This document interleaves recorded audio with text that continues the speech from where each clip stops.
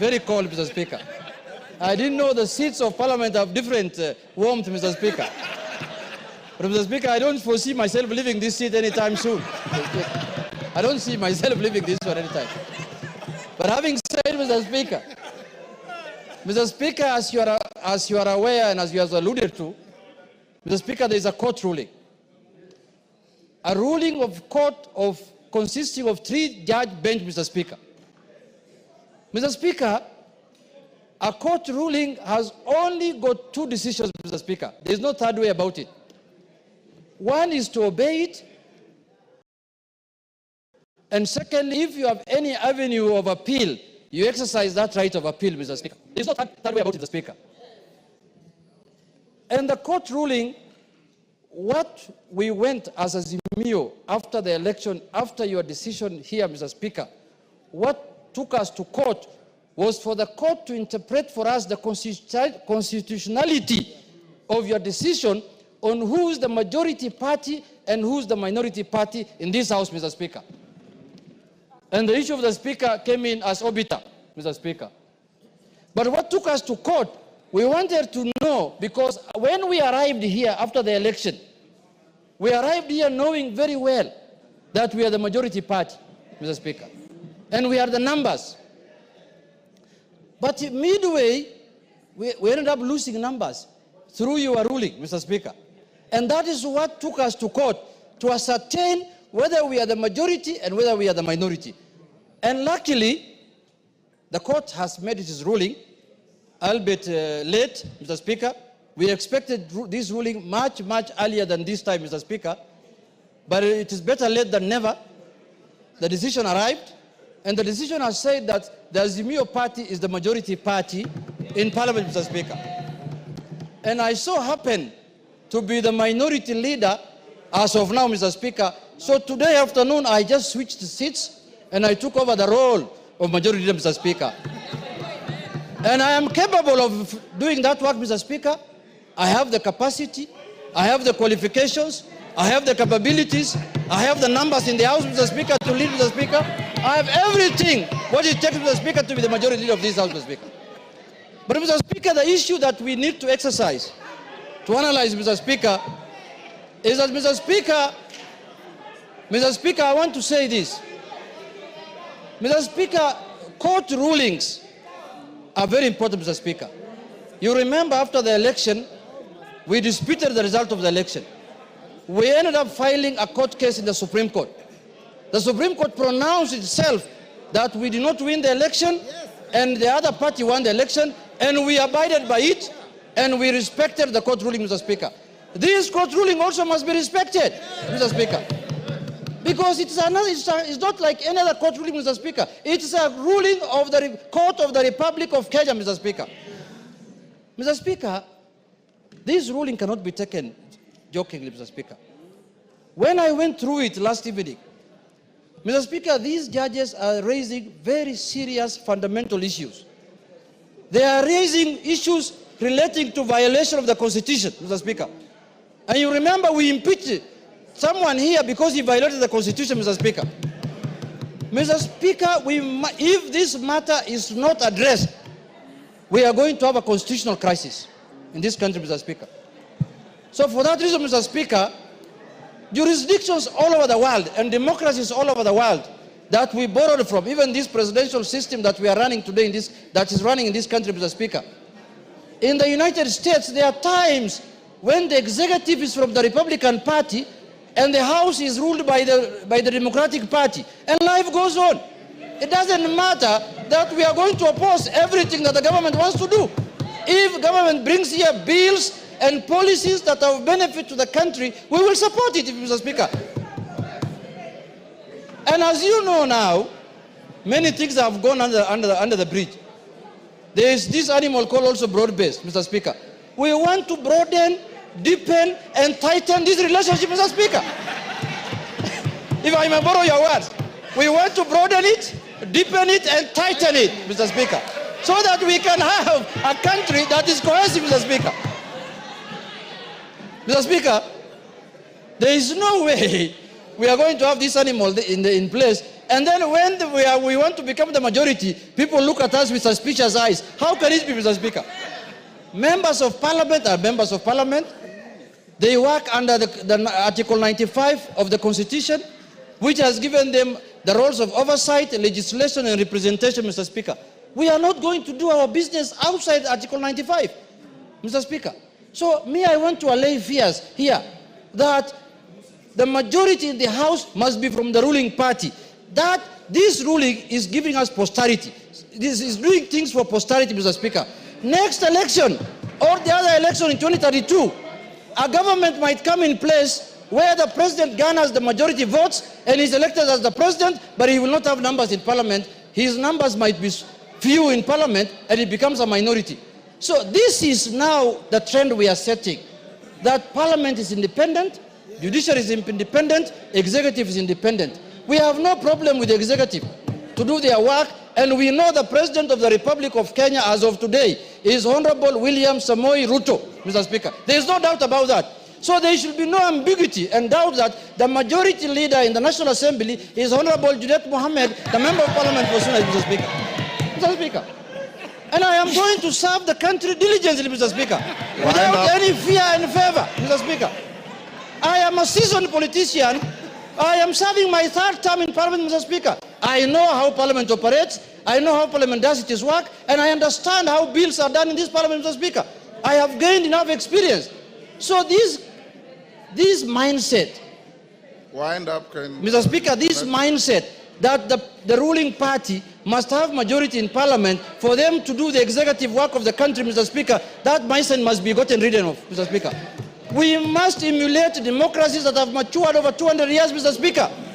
In the last election, in the last administration of Biden in America, Mr. Speaker, wind up. The Republican Party was controlling the House, Mr. Speaker, and the Democratic Party was controlling the Senate, and life was going on as usual, Mr. Speaker. So, Mr. Speaker, my advice to the House and to Parliament in general is that the only solution to this problem is to go to appeal. Until the appeal overturns this matter, I shall be recognized as the majority leader of the Republic of Kenya. Mr. Speaker, thank you very much, Mr. Speaker. Those few remarks, I conclude. Kainan, all the honorable members, before order Wanjala, order. In all civilized parliaments, when you appreciate a point, you thumb your foot. You don't stand up and throw your hands in the air. Kainan, before you take the floor, let's have some ground rules. Everybody are given an opportunity to speak. Can we do 3 minutes? Is that good enough? Everybody are given an opportunity. We do 3 minutes. I want 3 minutes. Let's also observe decorum. 3 minutes. Honorable Robert Mbui and Honorable Mwenje. If it is making a point, you have made your point. It is beneath your dignity to continue standing there while the matters are going on. Kainan. Thank you, Mr. Speaker. Mr. Speaker, this is luckily... Order. Let's hear each other in silence. Mr. Speaker, this if is... If you really want to get a reasoned ruling from the Speaker, let's hear each other. Kainan, give to Kainan. Mr. Speaker, this is the House of Rules. This is the House of Traditions. This is the House that enjoys being a quasi-judicial institution. Mr. Speaker, on the face of it, I want to take this opportunity to welcome my colleagues to this very important session and say that the Kenyan people outside there are really looking upon us to deliberate in a civilized manner and guide this nation. Mr. Speaker, there comes a time when there are issues that must be deliberated and agreed upon. And I want to agree one thing with my brother Junet, that you are qualified even to be the President of the Republic of Kenya, not even the majority leader alone. Mr. Speaker, having said this, there are certain things that we must clear and follow the procedures, and it's only the procedures that will guide us. Mr. Speaker, if you look at the order paper today, the next order paper, order number 8, is supposed to provide for the appointment of members of the House Business Committee, which is the anchor committee for the House Business, Mr. Speaker. But we cannot reach there until certain issues are sorted out, Mr. Speaker.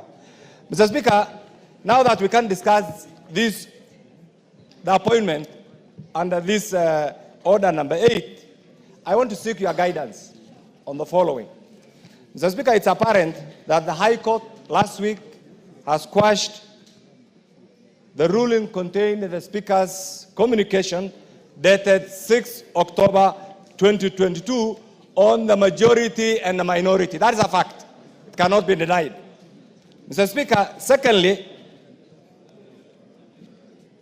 I had a chance to go through this great ruling. I've internalized, I've looked at it, I've seen what it means, I've seen what in the letter and interpretation of this, what the Speaker in the House is generally expected to do.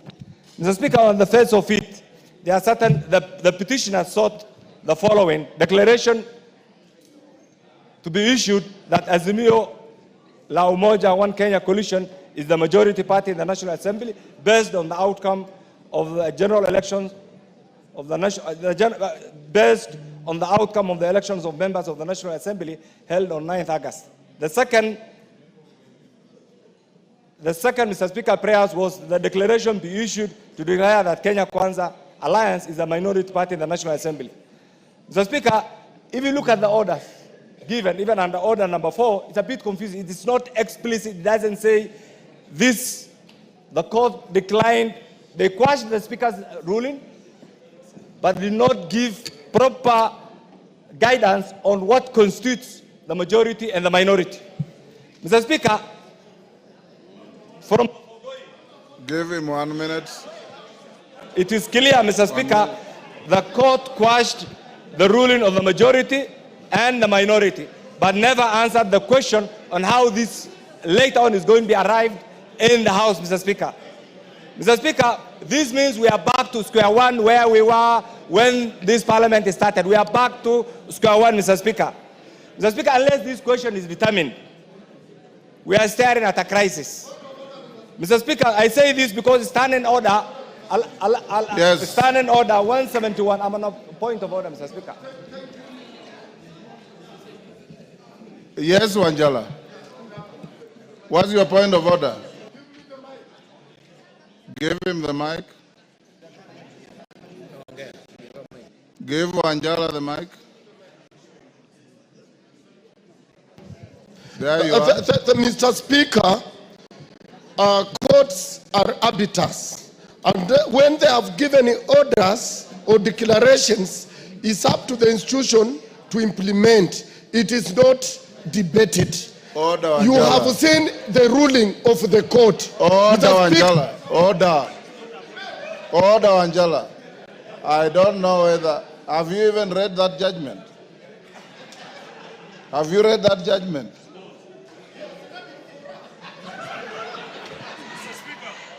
Kainan, wind up. I'm trying to say that unless this question pursuant to Standing Order 171 is determined, we are facing a crisis, and this crisis can only be sorted out with a proper guidance from the Speaker. And therefore, Mr. Speaker, what I'm trying to say is this.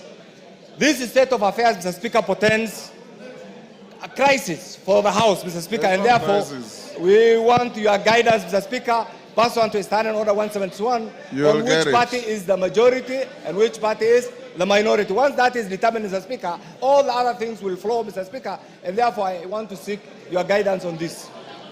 Osoro. Thank you very much, Honorable Speaker. Honorable Speaker. Mr. Speaker, he's occupying our space, Mr. Speaker. Why can't they just move to their side? Order. Order, Robert Mbui. Order, Robert Mbui.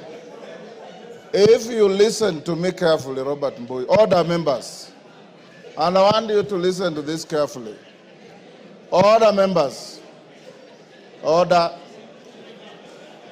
I did say, Robert Mbui, and you are misconducting yourself. You are too senior to be told to leave the chamber. I did say, and I want to repeat, and Emilio Odhiambo, who raised the point, has read this judgment clearly. The judgment quashed the direction of the Speaker on the majority-minority. The judgment never declared who is the majority. It is not the court to declare the majority. It is the Speaker of this House. And you better know that. It is the Speaker of the House to declare the majority. Robert Mbowe gone. Not Osoro. Okay. Thank you very much, Honorable Speaker. Honorable Speaker, I want to speak it up from what you've actually said, Honorable Speaker. That even upon reading the judgment of the court, the standing orders of this House, Honorable Speaker, gives you power to declare who is the majority and who is the minority. We appreciate the judgment of the court as it is. We are ventilating about the judgment. We respect the courts. But again, it is these very laws that govern, as Honorable Speaker, that give you that power, as Honorable Speaker, to declare the majority and minority. So even as Honorable Junet and the Honorable Millie Odhiambo, Honorable Speaker, live on rented space, they should know that the final declaration of majority and minority comes from your seat, Honorable Speaker. But even then, Honorable Speaker, perhaps we should ponder and ask ourselves these very pertinent questions. In the past 2 years that we've served in this House, Honorable Speaker, we've served in these capacities, as it were, on who is the majority and who is the minority, Honorable Speaker. Several decisions have been made. We have formations of the committees that fall on the majority, minority, chairman, the committees that are supposed to be led by members from the majority side, and the committees that are led by the members of the minority side. Does it mean, Honorable Speaker, that every decision that has been passed by the committees, or any report that has been passed by the committee that falls on the minority, as it were then, and the majority, is it rendered mute as it is right now, Honorable Speaker? If going by the judgment, if we read on the judgment, like they want us to define it as it, just on plain paper, Honorable Speaker, that is question one. Question two that we should ask ourselves, Honorable Speaker. Right now, the selection panel, Honorable Speaker, of the IEBC that was nominated by both the minority parties or the Parliamentary Service Commission, that minority party brought the membership, the majority party brought the membership. The IEBC selection panel has already started working, Honorable Speaker, right now in terms of selecting the next commissioners. What then happens to them? What happened to that selection panel? Because they were appointed on the basis of the majority and the minority when the Parliamentary Service Commission submitted the names. Those are the questions we need to ask ourselves, Honorable Speaker. The Commission for Revenue Authority, Honorable Speaker, that again is a preserve of both the minority and the majority. Honorable Speaker, what then happens on the decisions that have been made in the past 2 years? The allowances that have been paid, Honorable Speaker, the travels that have been made, everything that we've passed, Honorable Speaker, in this house. Those are the questions that we need to ask ourselves, because we are the midterm of this Parliament, Honorable Speaker. Even as you retire to make this your ruling, Honorable Speaker, it is important for us, Honorable Speaker, to ask ourselves those very pertinent questions, because we shouldn't just be... Okay. Thank you, Osoro. Give him a minute. Honorable Speaker, you see, we shouldn't just be talking about positions on who is the minority, who is the majority leader. And as Honorable Junet as well put it, we are all members of Parliament and we can serve in whatever capacity. But let's look at the implications of this decision, Honorable Speaker. What happens to what we've passed in the past 2 years? What happens to the right decisions that are leading this country in the past 2 years, Honorable Speaker? What happens to the IEBC selection panel? Those are the questions. Otherwise, I'll tell my colleagues, the Honorable Millie Odhiambo, who is saying that she has added in her CV the position of the chief whip of the majority. She'll only do that, Honorable Speaker, in her dreams. It will not work. Thank you very much, Honorable Speaker. David Ocheng. Thank you so much, Mr. Speaker. Mr. Speaker, I want to thank the three judges. Order, honorable members, can we listen to each other? I want to thank Save David Ocheng's time. Order, members. Order. Order, members on their feet. Take your seats. Honorable members, I have given you guidance and I want to repeat. The upshot of the judgment of the court, in law we say, we go back to the status quo ante. status quo ante. When you go back to the status quo ante, then the House has to make a decision and a finding on who the majority is. The court has not declared any party a majority in this House. Read the judgment carefully. Don't speak from what you are hearing in the air. That is number one. Number two, order, Wanjala. I'm just giving you guidance so that you don't speak irrelevantly. We have gone back to the status quo ante. Convince the House as to its majority, the Speaker will make a finding. On a fact. David Ocheng. Thank you so much, Mr. Speaker. Mr. Speaker, I want to thank the three judges for their judgment of last week, Mr. Speaker. We got a new constitution that we keep testing and that keeps guiding us on how we run our affairs as a country, Mr. Speaker.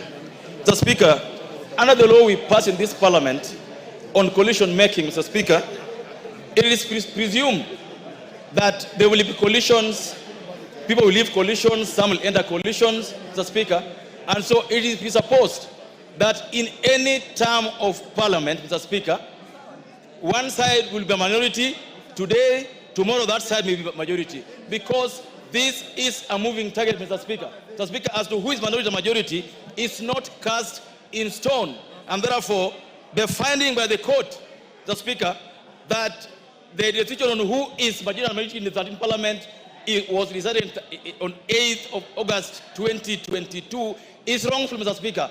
I disagree with it because, Mr. Speaker, today,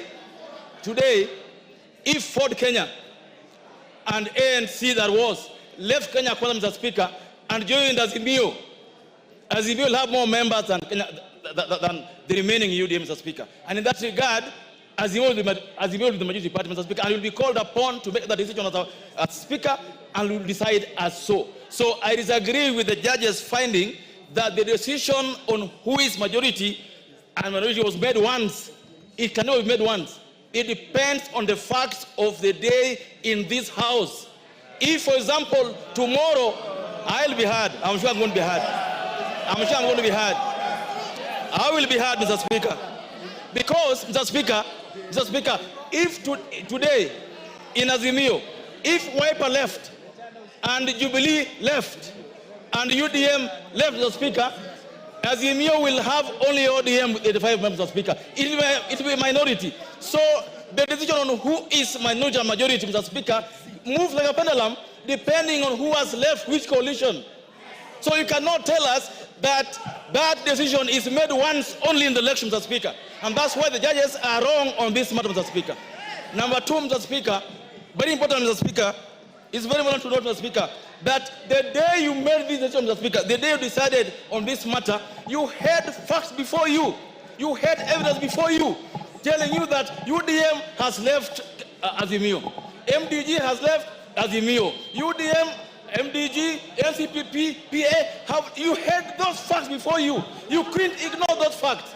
You can't ignore them. Even in this, Mr. Speaker, you made a finding, Mr. Speaker, that the courts have not said that Azimio is a majority. The courts have said, go back and decide. And so Azimio must today convince you. Yes. Morogara, I'll give you. Thank you. Thank you very much, Mr. Speaker. Mr. Speaker, what you need to decide on is the wording of Article 108 of the Constitution and the Standing Order number 19 of our Standing Orders.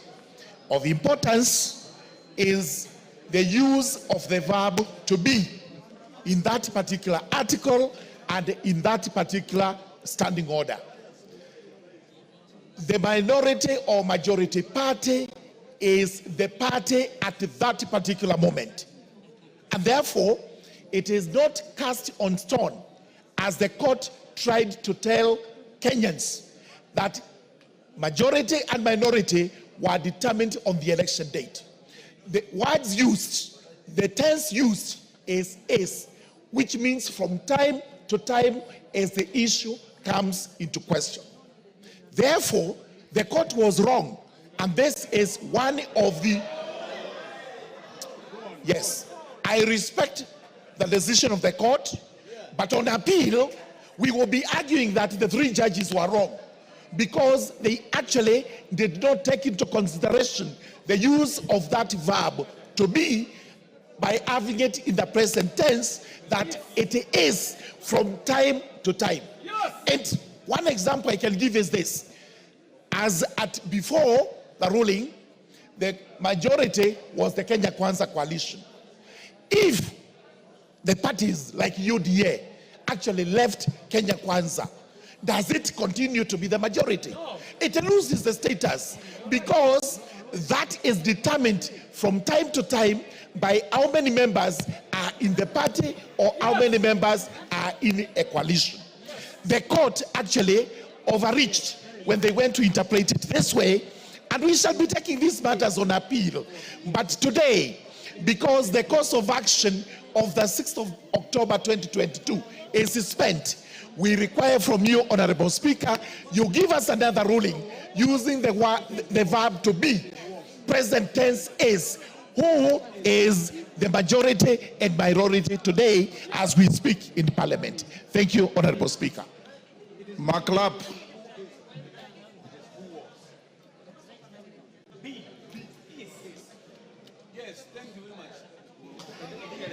Thank you, Mr. Speaker. I want members protecting me from these members. Mr. Speaker, this decision of the court, I find it belated. Mr. Speaker, for one reason. This decision was based at a freezing point. The freezing point was on August 9, after elections, after what was called pre-election coalition agreements. After the 8th and after we were sworn in, Mr. Speaker, there was again post-election agreements, meaning, Mr. Speaker, that the formation of parliament and the composition of parliament and in terms of parties and coalitions is a moving average. Mr. Speaker, it's a moving average that will be determined by interests of members of parliament and the parties that form that particular coalition, Mr. Speaker. You are aware, Mr. Speaker, during your determination, at that time, Mr. Speaker, parties like Jubilee had some members moving to Kenya Kwanza. There were some members, Mr. Speaker, UDM had already changed the position, Mr. Speaker. So even if Wamunyora have changed their position now, Mr. Speaker, you need to ensure there is a post-election agreement, Mr. Speaker. So, Mr. Speaker, what we are determining, Mr. Speaker, is a fundamental thing that will guide Parliament for many years. Mr. Speaker, we must determine how many post-election coalition agreements that shall continue to be there to guide the majority and minority in Parliament, Mr. Speaker. In that way, Mr. Speaker, we shall have Parliament that are made of people who are very sober, that they know where they are and where they sit, Mr. Speaker. Mr. Speaker, in a parliamentary system, Mr. Speaker, it doesn't matter where you sit here in Parliament. It is only a tradition. It is only a tradition, Mr. Speaker, but in terms of determination, Mr. Speaker, of minority party or majority party rests on your case, Mr. Speaker, and rests on existing post-election agreements that have continued to be there, Mr. Speaker. So it is over to you, Mr. Speaker. Based on those, Mr. Speaker, this is a continuous moving average and it will continue to change, Mr. Speaker. Thank you, Mr. Speaker. Donya.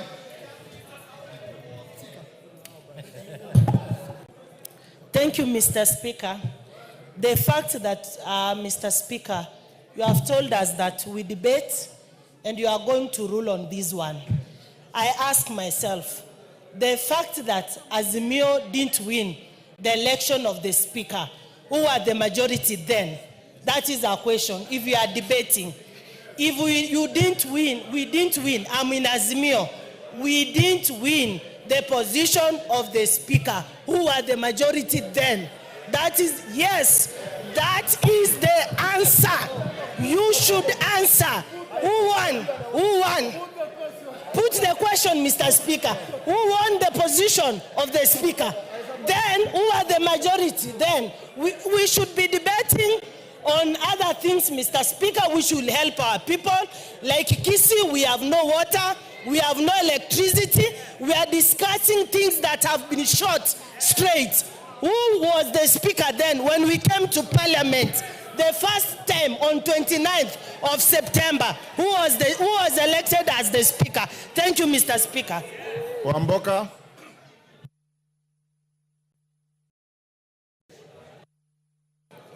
Thank you, Mr. Speaker. My contribution is as follows. First, I'll speak as an elder from Luya community. No, you relax. Order. I'll speak as an elder from the Luya community that let's keep the Speaker out of this issue. If you get to the position of the Speaker, then we start taking sides and it will not be good. Two, Honorable Speaker, parties went for election and the law required that you choose which coalition you wanted to belong. At that point, that was to determine which side you belong. There was Azimio and there was Kenya Kwanza. Some people decided to sign agreement with the Kenya Kwanza. Some decided to sign agreements with Azimio. Please, let's respect that position. Then elections were held, results came out. Mr. Speaker, I know some members of parliament, when we had the first meeting of Azimio in KICC, we had Kinamutuse with us. It is only after realizing that the presidency is going Segemunege, that is how they shifted to the other side. But the fact that their numbers belonged to Azimio has not changed. Now, basic people here are trying to argue that you can change any other time. No, at the time of election, Azimio was the majority. Give us that position. Honorable Junet Mohammed is our majority leader. Honorable Milio Diambo is our majority whip. If you feel numbers have changed, bring that here on the table, we discuss it. That is a different thing. But as at election, Honorable Speaker, Azimio Party is the majority party of this House. Let the Speaker rule. If you feel you have numbers, bring it on. We deal with you. In fact, Osoro, you should be very ashamed. I thought you are a lawyer. Your arguments are below and below and below as a basic nursery school class. So you cannot tell us that. We are the majority. Mr. Speaker, what I've said about the Speaker's stance, keep the Speaker out of these matters. Because sisi kama Waluya, hiyo ndio kiti tuko nayo peke yake. Msitufanyie mchezo.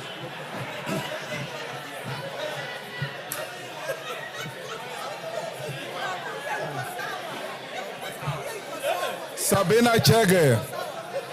Sabina Chege.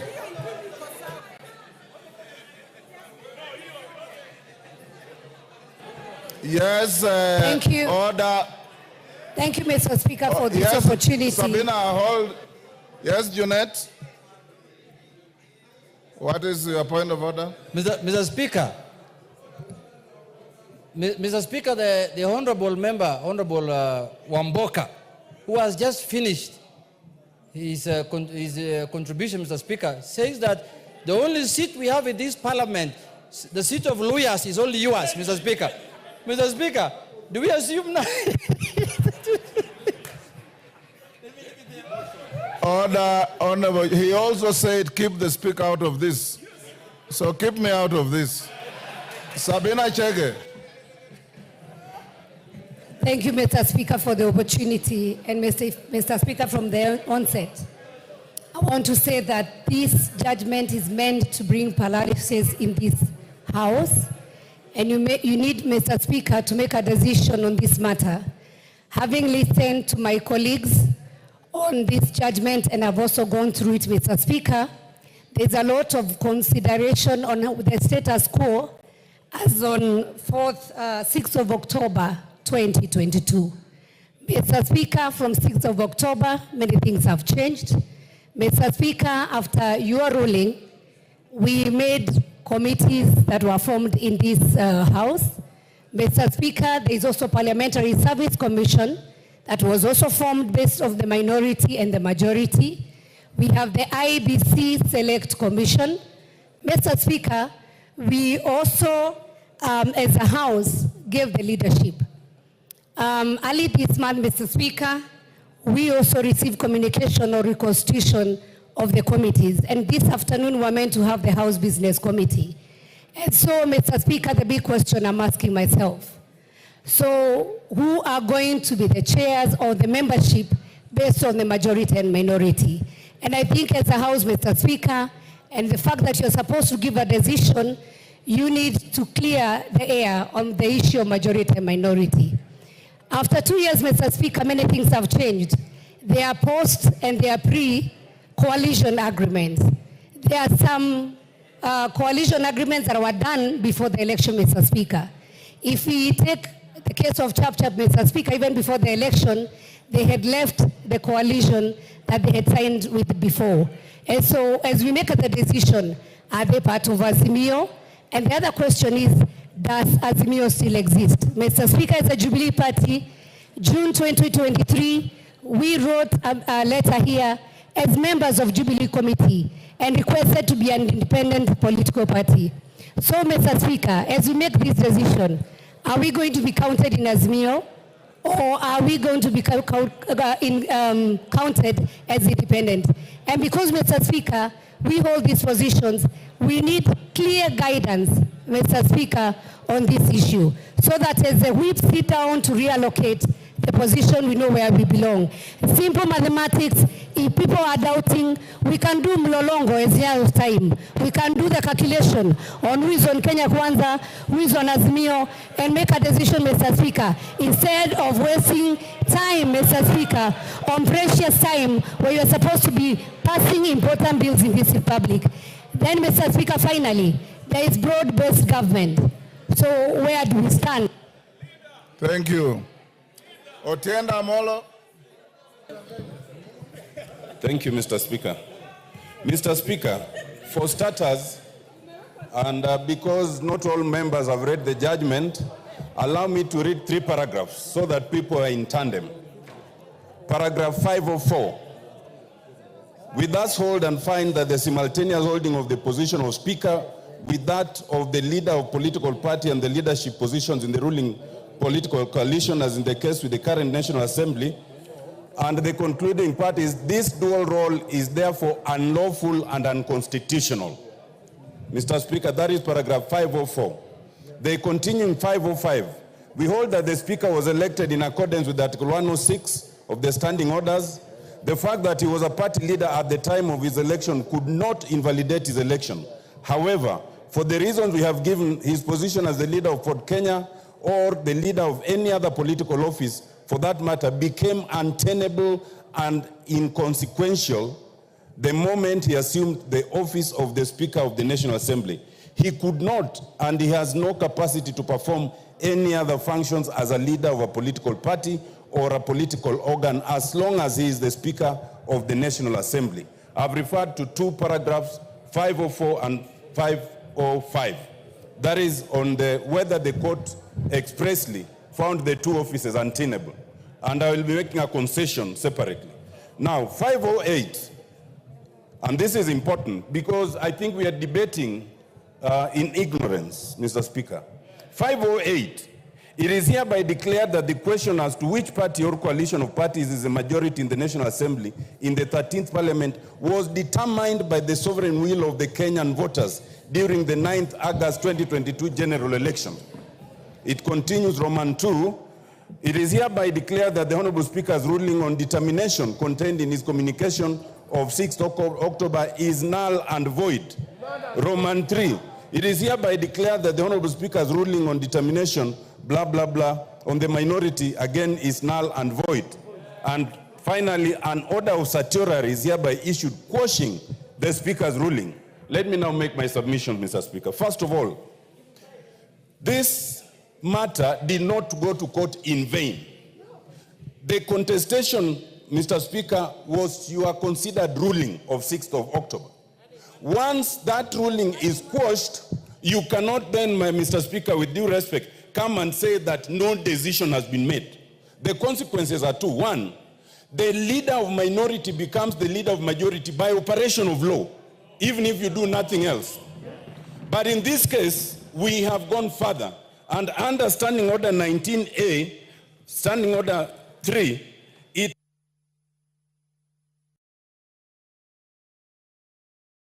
I'll add you 1 minute. 1 minute. Mr. Speaker, under 19A is very clear. The majority party whip shall communicate the name of the members elected under paragraph 1 to the Speaker in writing. And that was already done by the Honorable Millie Mabona. That settles that case. Mr. Speaker, the only way we can start debating whether this decision quashes and changes the position of majority and minority is if we want to practice impunity.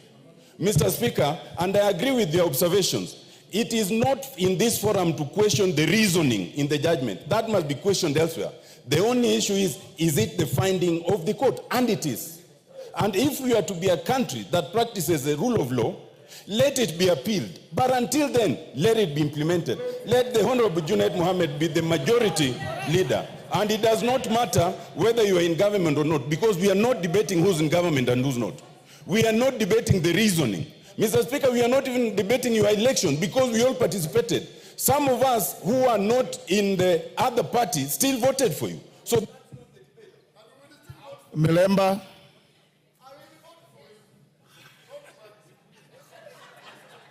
Order, Anjala. Thank you, Honorable Speaker. Order, Anjala.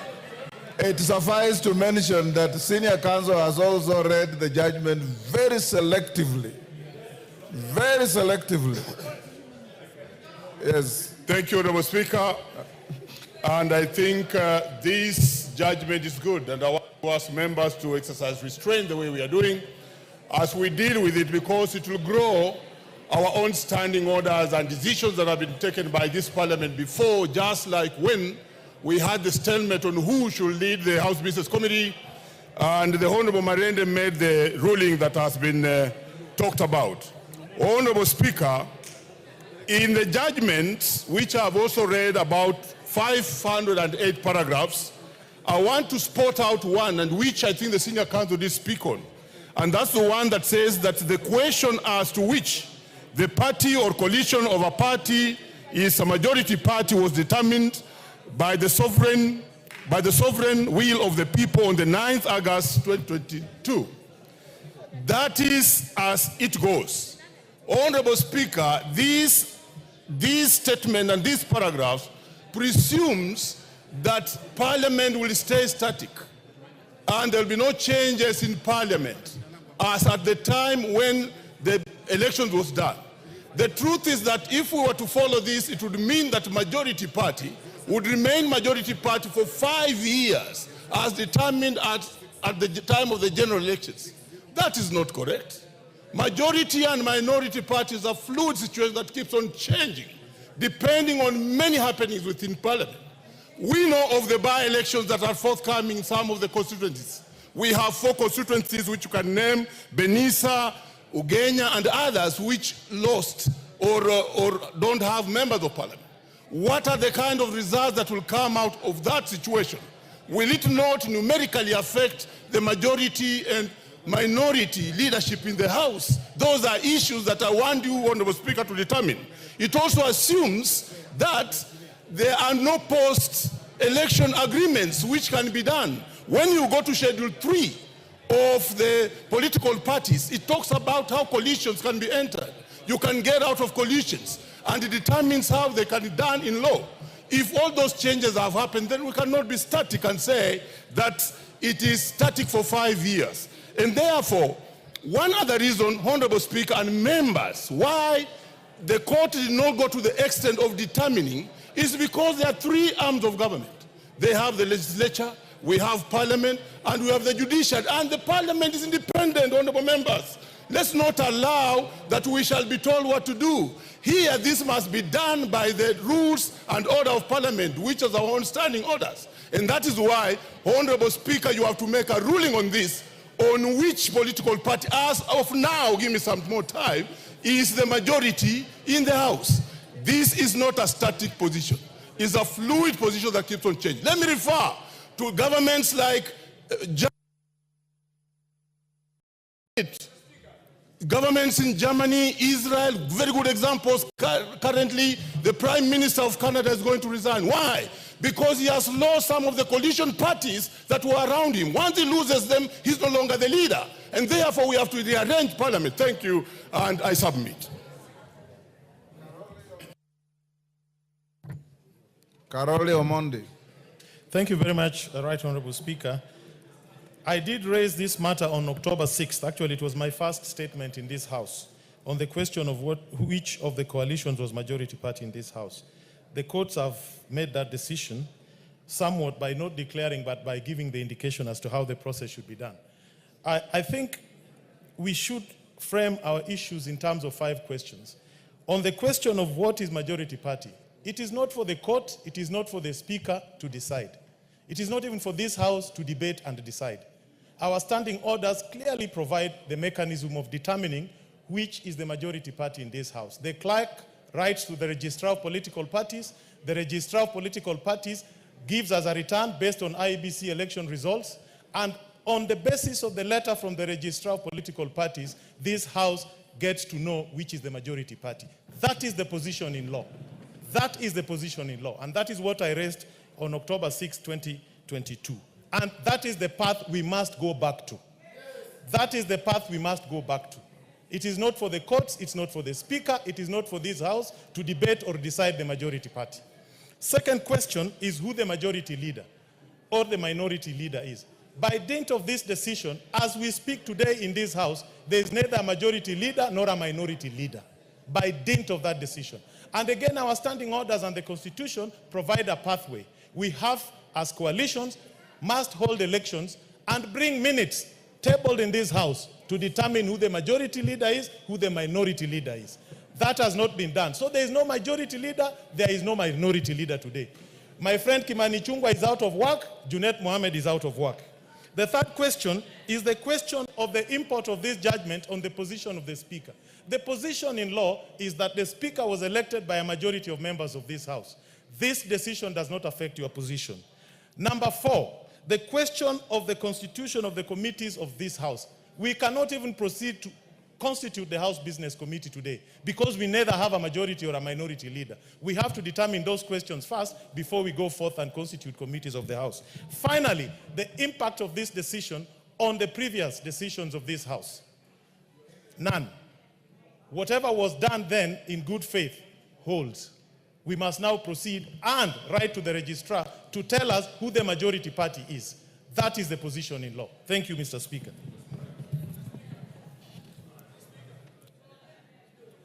Majority leader for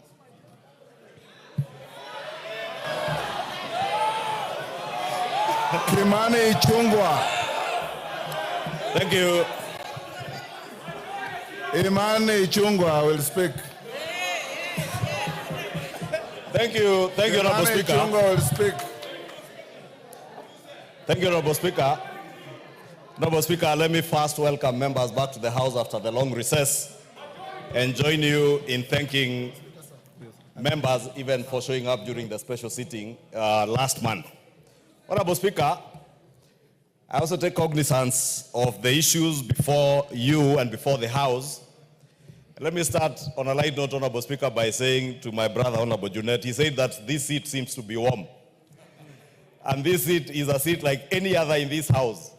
I know in a presidential system, Honorable Speaker, any member can sit anywhere. And if the Honorable Junet feels this seat is warmer than his, we must make sure that we warm Junet's seat wherever he sits so that he feels the warmth of the House. Honorable Speaker, the matter before us is a straightforward matter. And I want to agree with many of the things that have been said, including what the Honorable Karole Omondi has just said, that the import of this court ruling has nothing to do with past decisions of this House over the last 2 years. Because decisions of the House, whether it is legislation, whether it is approvals that we make, are not made by a party. Neither are they made as business owned by the leader of majority. Bensouda, you can't just dash across the floor like that.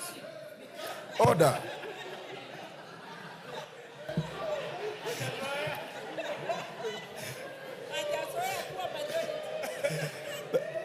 Thank you, Honorable Speaker. Honorable Bensouda is not used to sitting on this side of the House, so we may forgive her. Honorable Speaker, I was saying that decisions of the House are decisions of Parliament. That is why when we move a bill, a government bill, moved by the leader of majority, when it is approved by the House and enacted as law, it becomes an act of Parliament, not an act of the leader of majority or an act of the government of Kenya. It becomes an act of Parliament. And therefore, all previous decisions made by this House have been decisions of the House, and the House subsists as it were on the 9th of August 2022, as it is today, Honorable Speaker, with the unfortunate loss of one or two of our members who have lost, one through a by-election and one by passing on. Honorable Speaker, we also have a very good constitution, Honorable Speaker. And as much as I respect the decision of the court, I completely disagree with the court in many aspects, and some of which have been touched on. I do not want to dwell on to them, Honorable Speaker. But the question that we need to ask you, Honorable Speaker, and ask ourselves, what is it out of the 34 prayers? Honorable Speaker, there is a lot of loud consultations behind me. Order, members. I was saying, Honorable Speaker, the gentleman who went to court with a total of 34 prayers before the court. Amongst those prayers was a declaration by the court that the Azimio coalition be declared as a majority party, and the leader of the Azimio coalition in Parliament be declared as the majority leader in the House. The court declined to give that declaration or that ruling. The only ruling out of the 34, Honorable Speaker, that was given by the court was to annul your ruling of October 2022. And the import of that annulment, Honorable Speaker, when they said that they found it to be unconstitutional, null and void, the import of that is we go back to the status quo as at 9th of August 2022. It's called status quo ante. Status quo ante, Honorable Speaker. You know, I'm only an accountant, I'm not a lawyer, Honorable Speaker. But at least, I also know, Honorable Speaker, because I studied in commercial law, in my accounting studies, the doctrine of ultra vires, where anything that is ultra vires the Constitution, any Give him a minute. Any statute, Honorable Speaker, or any act of Parliament that is inconsistent with the Constitution is null and void to the extent of that inconsistency. And I was saying we have a beautiful Constitution because this Constitution gives powers, or rather powers to enjoy rights, including the right of association, which is the most important thing in our Constitution. Chapter 4 is what, Chapter 4 for Constitution on the Bill of Rights is what has built our Constitution as amongst the most progressive constitutions in the world. Therefore, the members, the 14 members in question, Honorable Speaker, from UDM, PA, MDDG, MCCP, enjoy certain rights that not an act of Parliament can take away from them, including the right to associate. No court, no law can tell the member for Ugenya, MDDG, that he must remain in Azimio. There is no court, no act of Parliament, including the Political Parties and the Political Parties Coalition Act that was acrimoniously passed in this House at the tail end of the last Parliament, can force the 8 members of UDM to associate with Azimio. That cannot happen, Honorable Speaker, and that is why, to a large extent, I disagree with the court, because those 14 members enjoy certain inalienable rights to enjoy their rights of association, to associate with the political coalition they desired. And they told us, the Honorable Speaker, letters were tabled, including letters, Honorable Speaker, that I have seen from the Registrar of Political Parties, ascertaining that MDDG, UDM, PA, Maendeleo Chap have left Azimio. The leader of Jubilee Party in this House, Honorable Speaker, the Honorable Sabina Chege, has today enjoys a position as a whip of an independent parliamentary political party called Jubilee. On that basis, Honorable Speaker, Jubilee then cannot and shall not and shall never be counted as part of Azimio. Therefore, Honorable Speaker, Honorable Speaker, we are inviting you to make a decision on the status quo ante. On status quo ante, Honorable Speaker, it is up to you as a Speaker to now make a fresh ruling, since you are ruling. Yes, Junet. Mr. Speaker, it is not my intention to interrupt. You have already done so. Yeah, my colleague, Mr. Speaker, the minority leader. Mr. Speaker, is it correct, Mr. Speaker, for the minority leader to mislead the House that those parties who are members of Azimio cannot be forced to stay in Azimio, Mr. Speaker? To that extent, Mr. Speaker, there is a procedure of getting out of Azimio, Mr. Speaker. They have not followed the procedure, Mr. Speaker, and I can tell you I'm the Secretary General of Azimio, Mr. Speaker. They only wrote letters to me. They never followed the procedure, Mr. Speaker. And Mr. Speaker, I can see David Ochieng wants to respond to me. That's one member party, Mr. Speaker. We don't discuss in this, Mr. Speaker. Order, Honorable Junet. Don't disparage your colleagues. You are better than that.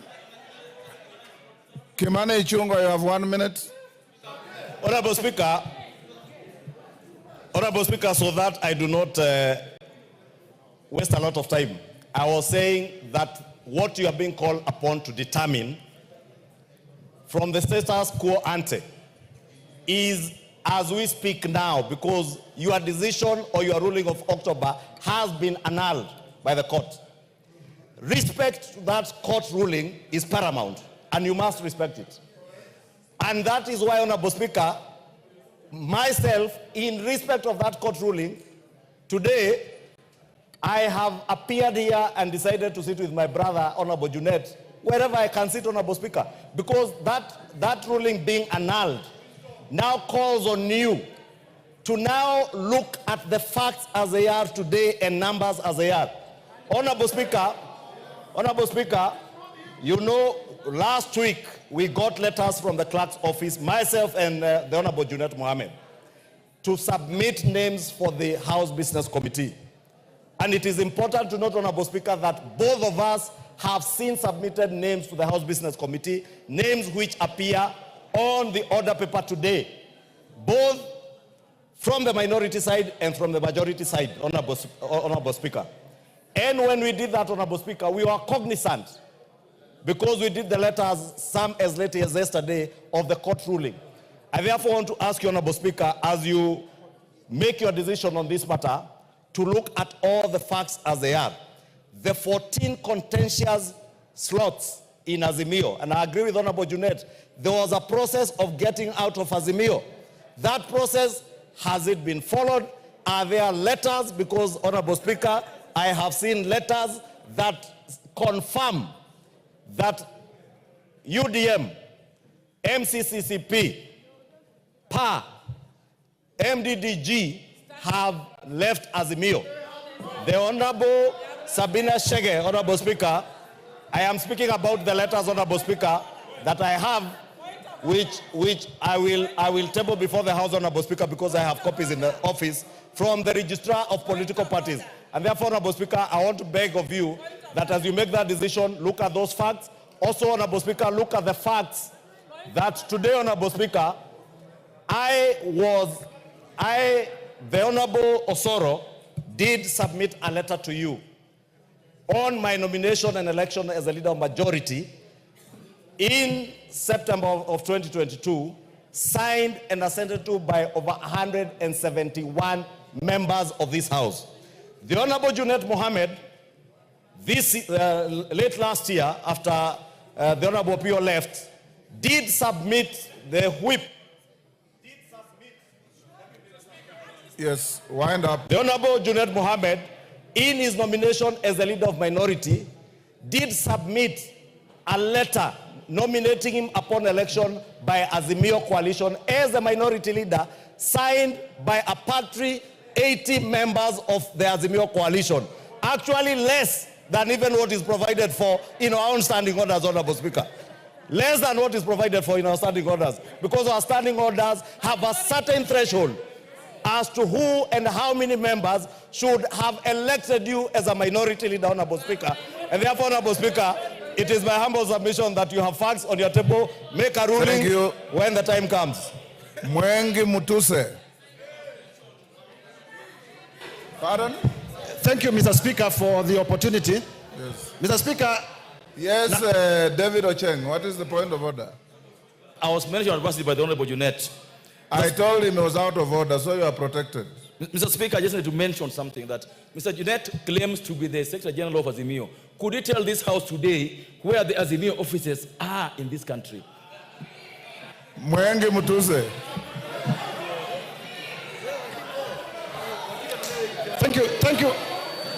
Thank you, Mr. Speaker, and if you may protect me that I may be heard in silence. Order, members. Order. Mr. Speaker, we are debating a very important matter, and you are sitting on a very delicate matter. When you retire to make a ruling, you'll be making a ruling for the country. I am one of the lawyers who participated in the litigation that led to this decision, and therefore I am aware of the facts and the law and the arguments that went into court for this determination to be made. Mr. Speaker, importantly, as you retreat, I am elected under the Maendeleo Chapter Party, which is one of the parties whose membership is under dispute. I will be tabling before this House a letter dated 30th January 2024 by the Registrar of Political Parties confirming that Maendeleo Chapter Party is no longer a member of the Azimio One Kenya coalition. And I will be asking you, when you retreat, to give effect to that exit in line with the ruling that you made on the 6th of August 2023, as well as the judgment of the court. Mr. Speaker, as you retreat also, I will invite you to look at an important doctrine that has been developed by the Supreme Court in the United States, and that has been applied locally. And this is the political question doctrine, or the doctrine of justiciability. This doctrine was developed so that the separation of powers can be given effect, so that matters that are for the legislature are left to the legislature, matters that are for the judiciary are left to the judiciary, and matters that are for the executive are left to the executive. It is my submission that the matter of determining the minority leadership and the majority leadership is a matter for Parliament and is not a matter for courts of law. Finally, Mr. Speaker, it is important to look at the gazettement, the gazette notice that declared the members who have won positions. In the gazettement that was released by the IEBC, there was no mention of coalitions. There was no mention of Azimio. There was no mention of Kenya Kwanza. In my constituency, they declared Mwengi Mutuse the winner under Maendeleo Chap. In all the other constituencies, and if you look at that gazette notice, there was no mention of a coalition. And therefore, you cannot assign membership based on the election. You assign membership based on the realities of the day. And this is to say that the issue of minority and majority is a moving target and can change anytime. And therefore, I urge you, Mr. Speaker, as I table this letter, to find that the numbers for Maendeleo Chap, we exited Azimio, and therefore we should be counted on the Kenya Kwanza side. Thank you. Madenge of Nyeri. Thank you, Honorable Speaker. Honorable Speaker, allow me to start by acknowledging that in our country, the formation of coalitions is around post and pre-elections. And therefore, the determination of this case, Honorable Speaker, would only have benefited Azimio if the courts had made their determination urgently as the case was taken to court under a certificate of urgency. This judgment coming 2 years late is unimplementable because the realities are that there have been movements in and out of Azimio.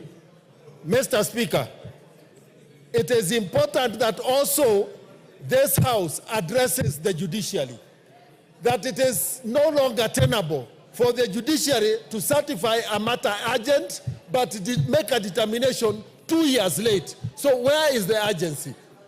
And we must be practical in terms of handling the issues of Kenyans when they go before the judiciary.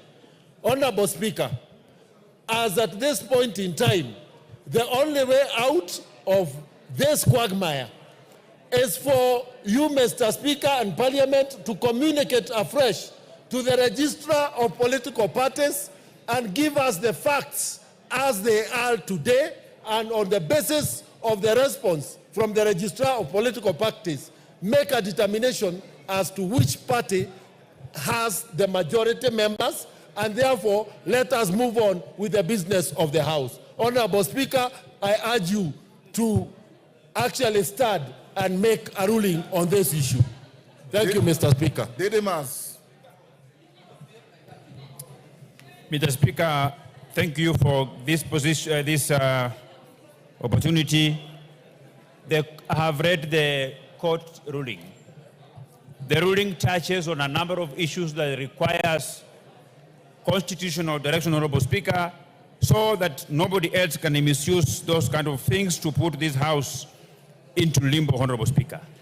I have singled out from what the court said that because you belong to a political coalition, you are not impartial in a manner that the Speaker of this House is required, Honorable Speaker. As you retreat to make a ruling on this matter, I want you to put your mind on what the framers of our Constitution and our standing orders mitigated when they said that the Speaker of this House doesn't have a vote. When they said that the Speaker of this House doesn't influence in a manner in which the members of this House will make a decision. Honorable Speaker, Kenya as a country and our House takes a lot of what happens in other countries of comparable jurisdictions. An example of a country, the United States, where their system is also purely presidential system. Our system is also presidential, Honorable Speaker. If you look at how Nancy Pelosi presided over the affairs of the Parliament of the United States, Honorable Speaker, yet she belonged to the Democrat Party, Honorable Speaker. If you look at what is happening now, the current Speaker, it belongs to the Republican. But that doesn't stop them from being impartial in their conduct of the affairs of the House, Honorable Speaker. Honorable Speaker, as you make a ruling on this, you must be guided by Article 122 of our Constitution that it makes it very clear that the Speaker of the House doesn't participate in the affairs of the House, Honorable Speaker. Last but not least, the role of the courts is not to make any law, but to interpret the law. When we went to elect you as Speaker of this House, we were guided by the standing orders. There is no qualifications as to on whether the Speaker should not be a member of any political party. And above all, Honorable Speaker, the Speaker is a member of Parliament. So as you retreat to make the determination, you must bring attention of the country that the Speaker is indeed a member of Parliament, but not a civil servant. I beg to differ with the ruling of the Court, Honorable Speaker. Major Bashir. Thank you, Honorable Speaker, and I want to give my input on this matter. Honorable Speaker, this matter is a matter that you have ruled on 6 October 2022. It's now almost 2 years, and looks like you have been taken back on something that you have made a ruling. And from that time up to now, I think this House has done exceptionally well in executing its duty and mandate. Now that we have been taken back, and I think the ruling itself is not in good faith. Honorable Speaker, I was looking at the ruling itself. One thing that I picked is the issue that said the electorates determined who is... Yes, member for Kibra, what's your point of order? Hold Bashir's time. Yes, Orone. Honorable Speaker, only 30 members have spoken. I would wish that we reduce the minutes from 5 to 2. We are doing 3. 3 minutes, Orone, is not too bad. It's not too much. Go on, Bashir. Pardon? Honorable Speaker, I was saying that in part of the ruling, it stated that the voters determined who is majority and minority during the ballot. If you look at the specimen of the ballot paper, there was nowhere written Kenya Kwanza coalition or Azimio coalition. It was just individual members and individual parties. So I think on that aspect, they might have gone a bit too low on that aspect as well. So there's no way the voters will have determined who is a member of a coalition and who is not a member of a coalition. Honorable Speaker, there is what we call pre-election pacts and post-election pacts. For the purpose of UDM, which I'm a member as well, we had a pre-election pact with Azimio coalition. We also had, after the elections, post-election pact with Kenya Kwanza. It's allowed. It's there in our statutes. There's no doubt about it. So if we, as UDM, decided that now we are working and have a relationship with Kenya Kwanza, I think no one can stop us from saying, why are you interacting? There's freedom of assertion, freedom of speech as well. So I think on that matter, and as you make your determination, the only person that you need to rely on is to ask the registrar of political parties to tell you what is the status of these 14 members through their parties and determine whether they belong to Kenya Kwanza or they belong to Azimio coalition. And I think on that aspect, we'll go back to what we call the status quo ante until you make the declaration. Thank you, Honorable Speaker. Jen Kagiri. Thank you, Honorable Speaker. Honorable Speaker, I attempted to understand the ruling and I realized it was 71 pages, 507 paragraphs. I read that there were 34 prayers, but the judges only honored 3.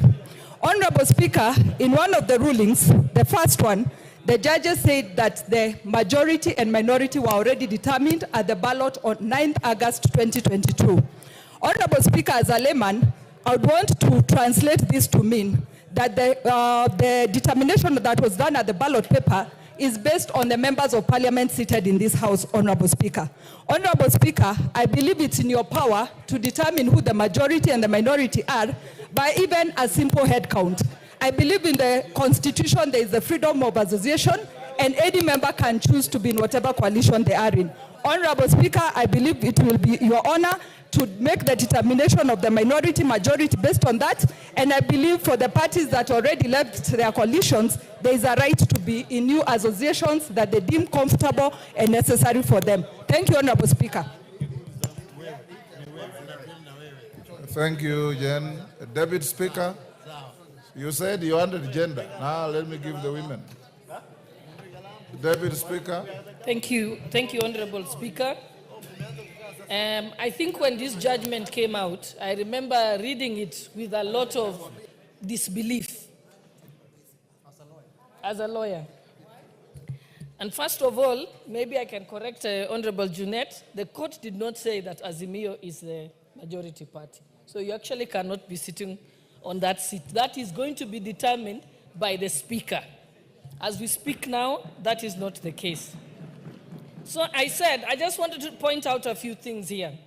When I read the judgment, I can say it's conflated, it's convoluted, it is confusing, and it even reveals that there was no laws looked into.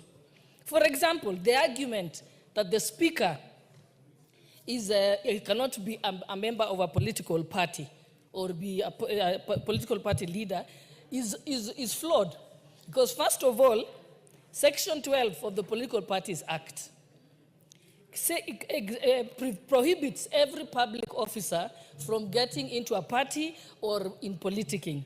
But in subclause 2, it gives an exemption to the president, the deputy president, members of parliament, members of the county assembly, governors, and deputy governors. And the speaker is a member of the National Assembly. Article 97 of the Constitution gives the membership of parliament, which includes the speaker, the substantive speaker, as an ex-officio member. So even just from looking at that, and that is why I would like my colleagues who are praising the judgment to know that it has very glaring, complete disregard of the law. And that one, you don't need to be a magician. Just read Article 97 of the Constitution and then read Section 12, subsection 2. Also, if you see the way the court has interpreted the law and said that the determination of who is a majority party and minority party is decided by the people at the time of the ballot. Again, that is inaccurate. Kenya is a first past the post electoral system, which means it is individuals who have voted who can enter into a coalition and join parties. And I think they are confusing it with the South African method, because the South Africa has a mixed member proportional representation system. So people are voted in by parties, not as individuals. And so just looking at that, we need to also ask ourselves in Parliament that how is it that we have a judiciary that does not follow the same laws that they are supposed to apply and interpret. Also, if you look at when during the arguments of the case, the judgment itself in the judgment says that they decided to look at other evidence and that they did not have any evidence of who had left the coalition. But at the same breath, in the same judgment, they contradict themselves and point out that the Registrar of Political Parties provided for them the evidence. And even as we speak now, Honorable Speaker, when you are away is when this judgment came out. And immediately, I instructed the clerk of the National Assembly to write to the Registrar of Political Parties to give us a true position of how the membership is organized. And therefore, I'm requesting that the clerk should be able to give me that letter so that I can table it and let it become part of these proceedings. And then, purely that it will be your decision to make a ruling as to the majority and minority parties as the speaker. And the courts don't have any power to do it. That's why, even though they nullified your ruling, they did not actually make any declaration because they know that that is a pure mandate of the speaker. Thank you, Honorable Speaker. Emmanuel Wangwe. Thank you, Honorable Speaker. Honorable Speaker, I want to first and foremost seek that you clarify on one or two issues, basically. The issue, Honorable Speaker, to do with among the very many prayers that were cited by the petitioner was the prayer to declare the seat of yourself as being vacant. A situation which you tried to explain, Honorable Speaker, in the beginning, but my take could be, it goes differently, Honorable Speaker. That, Honorable Speaker, we all know Article 106(2) particularly gives us the analysis how you can vacate your office, Honorable Speaker. But in this case, Honorable Speaker, the court appears to be following the petitioner who is chasing on the wild goose to understand, Honorable Speaker, how you can release because of your party affiliation. Therefore, Honorable Speaker, I'll be seeking that you clarify in your ruling on whether how the court has come up with this decision, on whether this is in order, Honorable Speaker.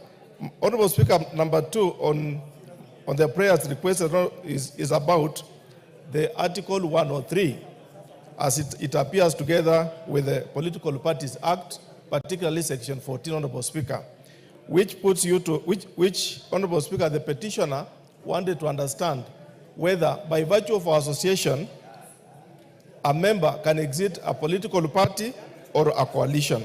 But, Honorable Speaker, the ruling has not appeared to me to satisfactorily respond to it. Therefore, I'll be seeking, Honorable Speaker, that you clarify whether it is true that there is another way other than writing to the registered political party to respond to confirm that I am or I belong to a particular coalition or a particular party. Therefore, Honorable Speaker, those are my two issues. I would wish that you clarify as you make your ruling. Thank you. Kaluma. I thank you, Honorable Speaker. Honorable Speaker, the High Court speakers made this decision pursuant to Article 165 of the Constitution. Yes. And Honorable Speaker, that power gives the High Court original jurisdiction over matters concerning questions of interpretation of the Constitution. But Honorable Speaker, we must be alive to the fact that the High Court only exercises original jurisdiction. This matter most likely will go to the Court of Appeal under Article 164, and ultimately, Honorable Speaker, to the Supreme Court under Article 163, because it is a matter concerning constitutional interpretation. And Honorable Speaker, I therefore want to say that you may be in your right place to make a decision on this matter, but I request you have regard to the provisions of Article 10, Sub-Article 2, as you communicate your position to guide us in terms of how to proceed. Honorable Speaker, having said so, as you make your decision, I wanted to request that you help us understand and resolve the following matters.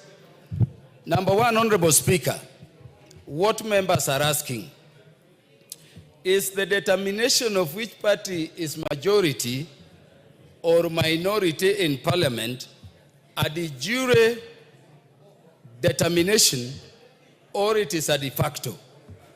Is it based on law, or it sits on existing facts?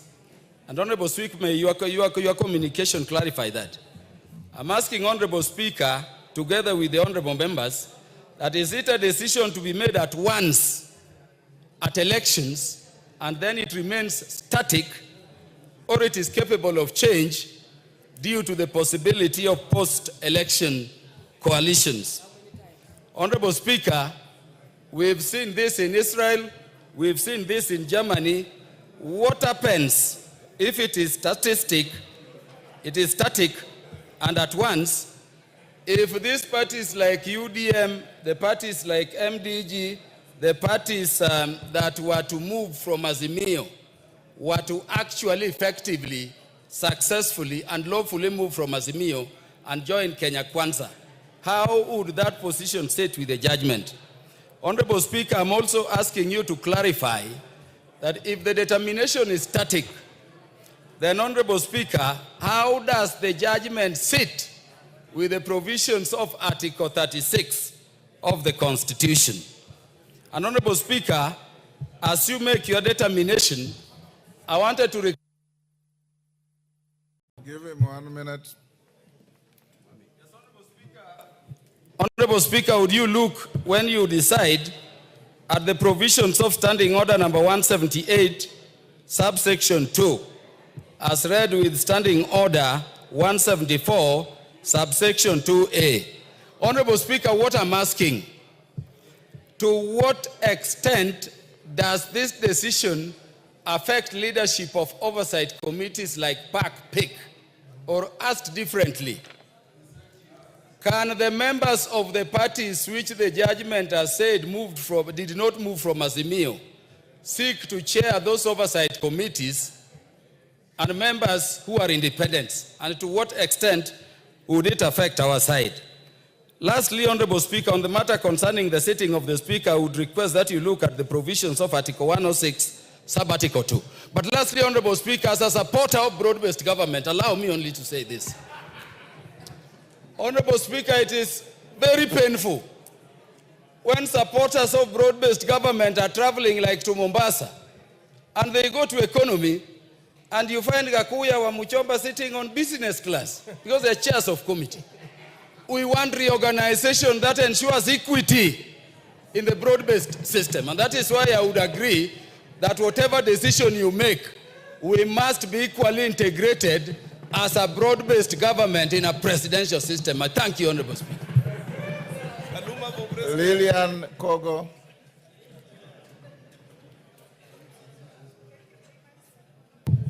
Thank you very much, Honorable Speaker, for giving me this chance. And I must say that in the spirit of separation of powers, whatever we decide on the plenary is unanimously decided by the Speaker of the National Assembly. And in the recent past, the judiciary has had its own share of problems, which it could be making diversions from to make attention to Parliament. Why is this particular judgment being made 2.5 years after elections? What is their intention? We have issues of governance that we want to solve for our people. The people of Rangwe have no roads. I am not interested on who majority or minority is, but I want Junet Muhammad to be the majority. But for all I care right now is service delivery to the people of Kenya. This is what I want to say concerning this matter. We have 345 members or thereabout in the National Assembly. Where they come from, known with their names. Let next Tuesday determine this matter. Let everybody come in. Let us tell us whether they want to be majority or minority. We dispense with this matter and we go to serious national issues that will help the executive deliver on its mandate. And even us as members of National Assembly, we have a mandate to deliver to the people of the Republic of Kenya. And when it comes to voting for the Speaker of National Assembly, I will personally vote for one Moses Masika Wetangula to be the Speaker of National Assembly, so that we stop wasting a lot of time. We stop wasting a lot of time, Honorable Speaker. The world is moving forward. What are we doing as Kenyans? And if we are talking of majority and minority, how could majority impeach its own vice president? This is something that happened last year. So goals have shifted, posts have shifted, as it were, wakisema ni Junet niko na yeye. But what we want is that we want service delivery to Kenyans in the best way possible. Thank you, member for Keio South.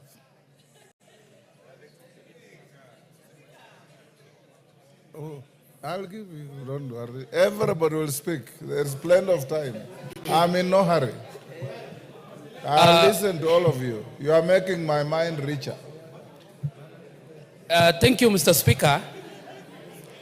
Mr. Speaker, like my other colleagues, I have also read the judgment from the court. And Mr. Speaker, the only thing which they said you did wrong was that you didn't submit in your affidavit the evidence that the three parties.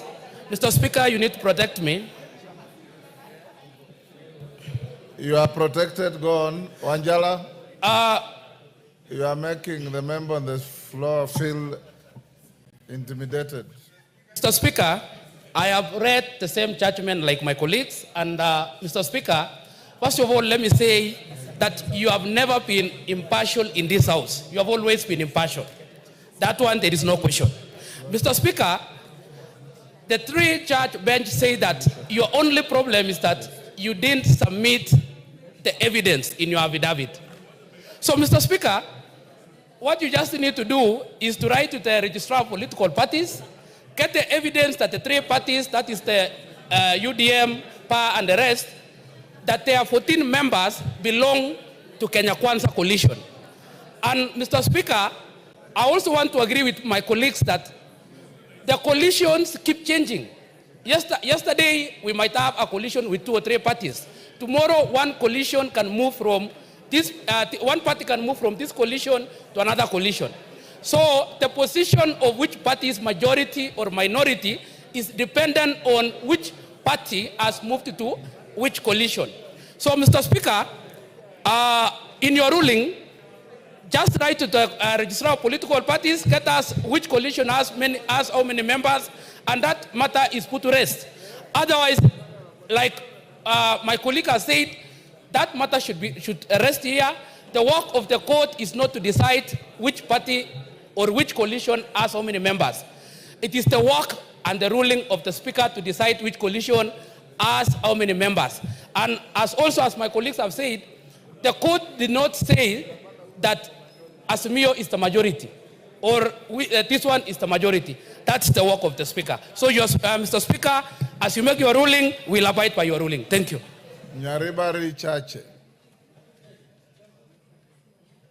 Thank you, Honorable Speaker. Honorable Speaker, I read the ruling, and in what I see as a strange judgment and one which is purely personal, driven by mischief. Honorable Speaker, why do I say so? The judgment stated that the Speaker is a stranger to this House and not a member of this House. Is this not shocking that the very persons who are supposed to interpret and apply the Constitution disregarded the plain provisions of Article 97 of the Constitution, which clearly states that you are a member of this House? In any case, Honorable Speaker, it is plain truth that the Speaker of any parliament is actually a member number one of that parliament.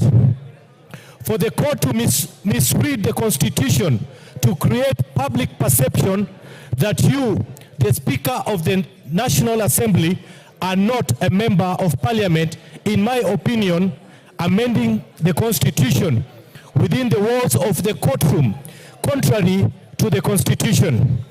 Honorable Speaker, the same judgment went to great lengths to explain how the Speaker cannot hold a political office. Now, where is it written in the Constitution that a Speaker elected by members of this House cannot hold a political office? Where in, Honorable Speaker, to note is that the same court never gave final orders that the Speaker of the National Assembly cannot hold this political office. Honorable Speaker, how did the question of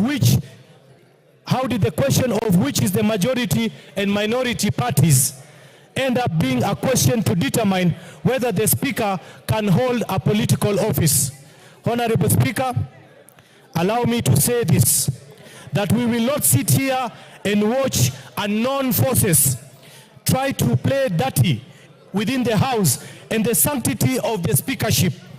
As our Speaker, we say no to such games. As our great Mulembe son, we say no to such antics. Honorable Speaker, as I wind up, as our great national leader, we say a loud no to such games, and you stay put. I rest my case, Honorable Speaker. Thank you, Nyareba Richache. Nabi Nabwera. Can I reduce to 2 minutes? No. 2 minutes. Thank you, Mr. Speaker. Nabi, compose your argument, 2 minutes. Thank you, Mr. Speaker. I have the following to say. Mr. Speaker, I want to associate myself with the comments made by Karoli Omondi. Mr. Speaker, this ruling is inviting you to make a finding. And Mr. Speaker, to make that finding, it is so simple, based on our Constitution, the Political Parties Act, and the standing orders. Mr. Speaker, can you be invited to make a finding based on the following? Number one, the letter from the Registrar of Political Parties, as the situation is. Number two, the spirit of broad-based. In fact, if I was Ichungwa Kimani today, in the spirit of broad-based, having done 2.5 years as majority leader, I would have come here and said, now, Mr. Junet, we are the drivers of broad-based. Can you now take over and take this ship to the next level? That is what we want in broad-based, to unite the country. Finally, Mr. Speaker, I have realized in the recent past, just like what happened in 2013, 2014, a group of people, and I name them, the national media and the courts, targeting Parliament. And I want to call upon my colleagues in this House. This judgment is not about the Speaker, it's about Parliament. If we don't stand up against the judiciary, we are headed to the wrong direction. Thank you, Mr. Speaker. Betty Maina.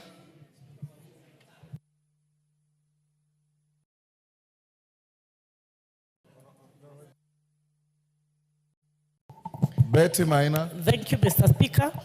Mine is to seek for your You have 2 minutes. Yes. Thank you, Mr. Speaker. Mine is to seek for your clarification. Who is to guide this House when there is a stalemate? Secondly, Mr. Speaker, the court found that the decision you made in this House was null and void. My question is, in incidents like today, there is a lacuna. Who should make such decisions in this House? Finally, Mr. Speaker, is it within your inherent powers of the Speaker under Standing Order number 1 to make decisions of this House all our court? I ask those questions humbly, Mr. Speaker. Thank you.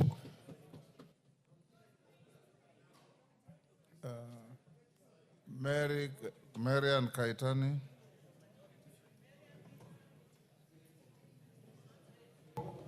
Thank you, Honorable Speaker. I stand to make reference to a letter that is doing the rounds on social media, and I think it's been written to you for your resignation following the judgment or the ruling of this case.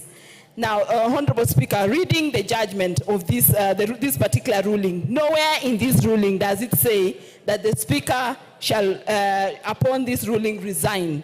Secondly, the person or the member of Parliament who has written this letter is Honorable Member for Starehe, who apparently is also the member who hosts Parliament. We are here because this particular house is actually hosted in Starehe constituency. When we look at his behavior in Parliament, he rarely sits in this Parliament. He is rarely in this Parliament, and the only time he comes close to Parliament or the presence of Parliament is when he is at the bar, which is close by here. But he is a member of Parliament. He should be seated here and answering his questions. What is it? Order Mwenje. Order Mwenje. Order Mwenje. Order Mwenje. This is not a marketplace, for heaven's sake. And as a young lawyer and a young MP, I've been mentoring you, telling you how to conduct yourself in many ways. However agitated you are, just maintain you are cool like the good old doctor next to you. Yes. Even if you have a point of order, you don't have to stand up and shout at your colleague. It's actually grossly disorderly conduct.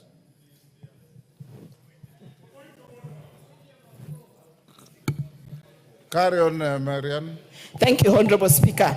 If we look at this, you have less than a minute to go. Thank you. If we look at this particular ruling, Honorable Speaker, it talks about that you cannot be a member of a political party because you are not a member of Parliament yet, and that is under the Political Parties Act. Yet, the Constitution of Kenya, which is more supreme, actually states that the Honorable Speaker is an ex-officio member of Parliament, and therefore, the rights that a member of Parliament enjoys is the same rights the Speaker enjoys, and therefore, the speaker can belong to a party. Me. Thank you. Member for Kajiado South. Thank you, Mr. Speaker. I stand also just to support the ruling by the High Court. We are supposed to abide by the ruling. And it's also good for today to confess that, Mr. Speaker, the time you have been voted in, personally I voted for you. And even today, if it was to be repeated, I would still vote for you. So that time you got a lot of votes. Thank you for that had a lot of confidence. friends. You had a lot of friends that time. And even now you have more. Mr. Speaker, if all of us are looking at the other agreement that have come in, my party that I serve, ODM, is also in the broad-based government as per now. They are also in the broad-based government. What I was requesting, can we, let me just finish. Let me finish. Address across the floor. Address the chair. Yeah, thank you, Chair. Thank you, Speaker. My argument was, if we are able to go back to 2022, when the Kenyan people voted, they voted on manifesto, they voted on certain beliefs. So when the Azimio One Kenya went to court, they went to look for justice at that time. It doesn't mean that even if justice took 2 years, then because judgment has been made, it is, for example, someone who has taken your property and given you a half of the property, and finally, the judgment has been made that the property is yours. You'll go back and take your property. I respect Kemani Chungwa and I love him so much, but I also ask that Honorable Junet Mohammed is qualified to be the majority leader, and the Kenyans are waiting that decision to be made today as you go ahead. And the broad-based, let us enjoy the broad-based. What is the fruit of this broad-based? What's the fruits? We need that fruit, Mr. Speaker, today to see if they can give us a small cut of the meat. Thank you. Chikati.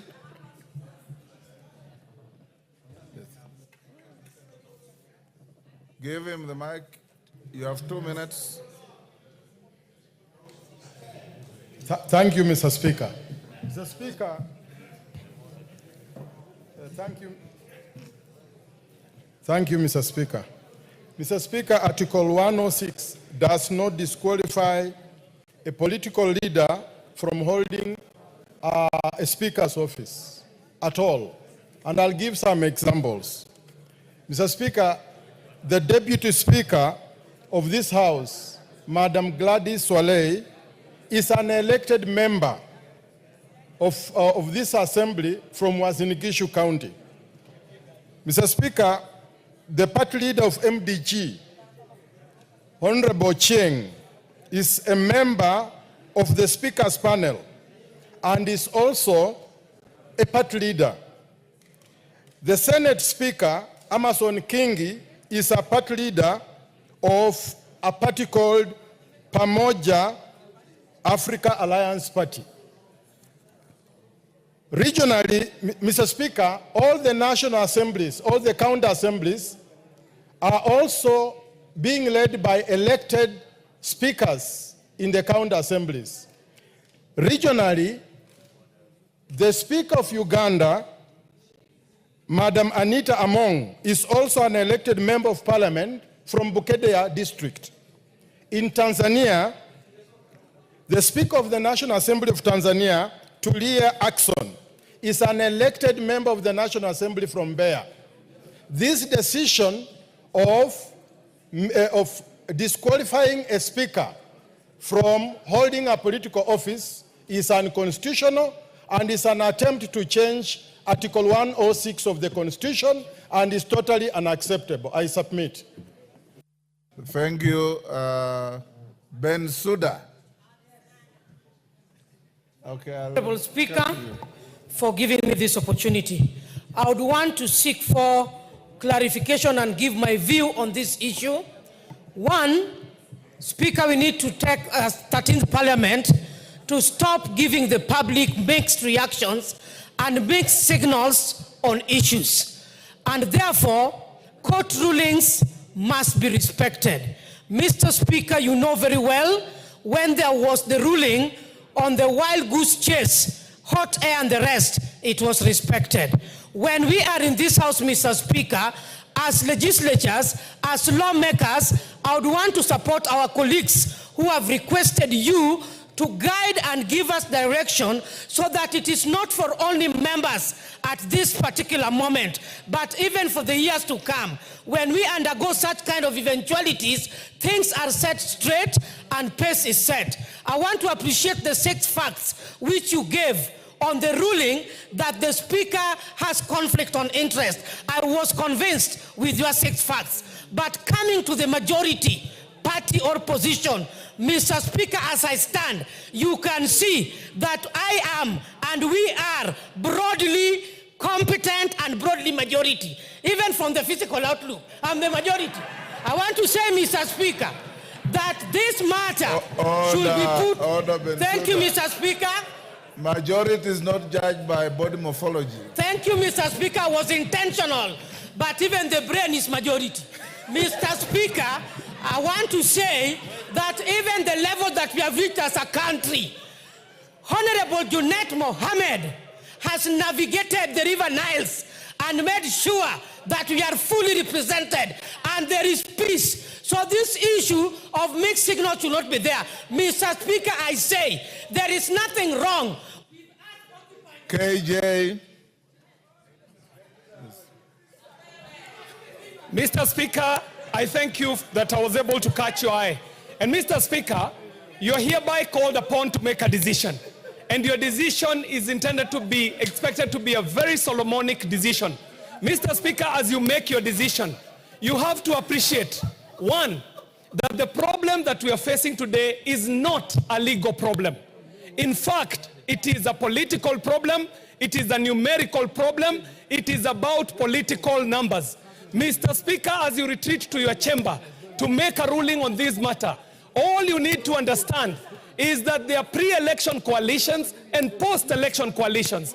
And this is Kenyans who decided, as they were granting themselves the constitution, that parties can come together before an election and come together after an election. So, Mr. Speaker, in the interest of time, so that this House can apply itself on the issues that Kenyans are keen to hear us debating, matters that concern their welfare, Mr. Speaker, I would call upon this House to agree that if, Mr. Speaker, you were to take a head count today, you would find that Kenya Kwanza is the majority, that Kimani Ichung'wah is the substantive majority leader, and that the numbers as they stand today, Mr. Speaker, you are right in your place to make a decision that Kenya Kwanza is the majority and status quo remains. Mr. Speaker, this is not legal, this is arithmetic, it is political.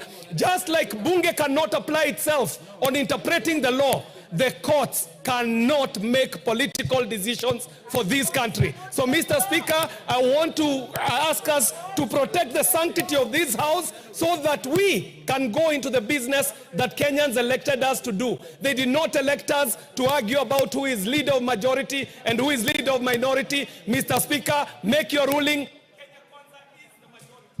Rueda Obo. Asante Bwana Spika. Bwana Spika, twaheshimu uamuzi wa koti, lakini hapa hatukubaliani na. Sisi hatuna haja ya taharuki. Hii serikali imepitia changamoto kubwa, changamoto nyingi. Kwa hivyo tunaomba tafadhali watupatie nafasi tuendelee. Na hili jambo lako Spika, mimi naona kama wewe, yani nashangaa kitu kama katiba haikusema, imenyamaza. Yamaanisha inaruhusiwa, so haina haja kuwalenga maspika wawili hawa. Katiba iko, ifuatwe katiba. Katiba haikukataza. Kwa hivyo kwa vile haikukataza, inamaanisha ni sawa ukue hapo kama spika. Bwana Spika, mimi naona mlengwa ni wewe, na labda utuambie ukweli. Hatujui umefanya nini huko, likanyaga waya au kuna history gani huko. Naona kama ni mlengwa wewe, umelengwa hapo. Na sisi tuwaona haya mambo ni kama kumwambia bibi na bwana wameoana, sasa uwaambie nyinyi kwa hamuruhusiwi legally kuoana. Watu washazaa, watu wamependana. Sisi tumeshikana kama broad base hiyo broad base. Sasa ya nini shida zote hizi? Aseka. Aseka from Huisero. Give him the mic, he's at the end there. There you are. Thank you, Speaker. I've read the judgment, the 71 pages and 508 paragraphs. And I want to request you, Speaker, as you retire to do your judgment and your ruling, consider the repercussions of this ruling on the composition of the IBC selection panel, the repercussions on the Commission on Revenue Allocation, which was approved by this House, and its finding. Honorable Speaker, also consider the repercussions of the committee reports of this House. Mr. Speaker, also consider and advise this House if, when the court says that you as a political leader or maybe a party leader is not supposed to preside over this House, does it mean if even the President of the Republic of Kenya, who is a party leader in this country, is supposed to resign when he takes over or when he took over the parliament, the executive? Thank you, Mr. Speaker. Member for Kitui, is it Kitui Central? Makali Mulu. Yeah, thank you, Honorable Speaker. Honorable Speaker, this is my input to this issue. In this House, everybody who sits in this House sought to protect the Constitution. We also sought to defend and protect the Constitution, Honorable Speaker. As it is now, the courts have given a ruling, and I have not seen anybody in this House who has tabled a stay order to this House saying that things should be the way they are supposed to be. Unless that has happened, Honorable Speaker, the House has no choice but to respect the position of the courts, the ruling, whereby, as at the time we joined this House, there were pre-election coalition agreements which had been signed. On the basis of those pre-election coalition agreements, Azimio was declared to be the majority leader. The way forward, Honorable Speaker, is if there are post-election coalition agreements which have been signed or formalized, they just need to be tabled, Honorable Speaker, and this matter will make it very easy for you to make a ruling. But even as you make a ruling, Honorable Speaker, composition of committees, slots to the ABC Commission were determined on the basis of majority party, minority party. So it will have implications in terms of that. So, Honorable Speaker, the sooner you do this, the better for the House, because you'll be able to know how do we then reorganize the committees, because in a situation where Kenya Kwanza was the majority and now they are the minority, it means we have to rework the committees by reducing the numbers. So, Honorable Speaker, this is not a very simple matter as we are taking it. We need to take it very seriously, Honorable Speaker, and the starting point is to know, do we have post-election coalition agreements which have been formalized? Some parties have also crossed the other side, Honorable Speaker. We are aware. Some of us, White Power, we are still very... Yes, member sitting behind Rahim, is that Honorable Chiforomondo Makale? Thank you, Mr. Speaker. Yes. Mr. Speaker, apart from the quagmire which has been caused by the courts, it is a wake-up call for the courts to ensure that matters which are presented before them, it is concluded on time so that it doesn't cause all this confusion. Because then a lot has expired, has happened before or after the case was taken into court. Mr. Speaker, I have gone through parts of the ruling, and I've seen that they have said that the decision of the majority party in parliament was done by the electorate. And I want to differ, because then, what was the reason for us to come and vote the majority leader here, the speaker, and all those leaders whom we did? Then I believe that these people did just purposely to confuse this parliament, and we need to put our foot down, because then, Mr. Speaker, people outside there need to hear us debating very serious issues which actually affect them. And this is the time to expedite this matter, and your guidance, Mr. Speaker, is paramount and important, so that we move on. Otherwise, I see this issue as a time-wasting strategy for this parliament. Thank you, Mr. Speaker.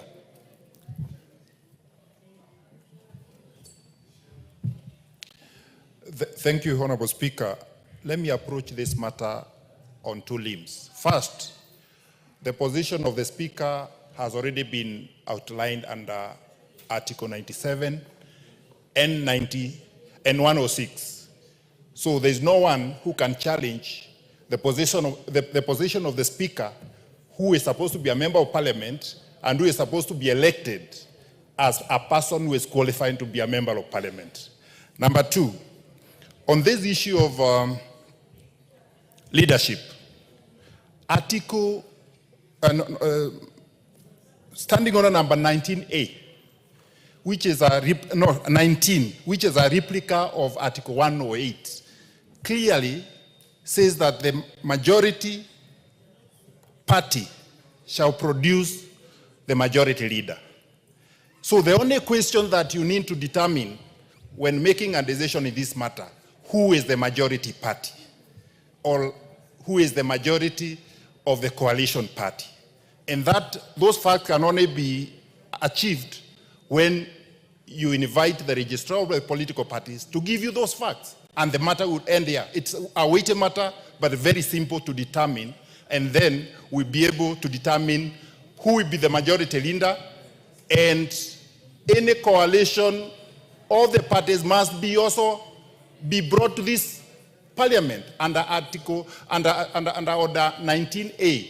So whatever Honorable Millie Odhiambo purported to bring here was premature, because there was no agreement of political parties that was also brought with the list that she purported to bring before this House. Thank you, Honorable Speaker. Your immediate neighbor, Kapchai.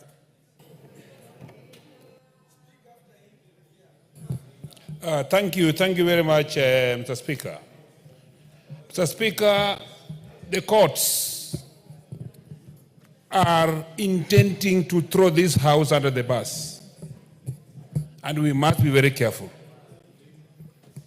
On the 48 laws of power, Mr. Speaker, he said that if you want to disperse the flock, you strike at the shepherd. And you are the shepherd of this House. Striking you, Mr. Speaker, will disperse the flock of this House.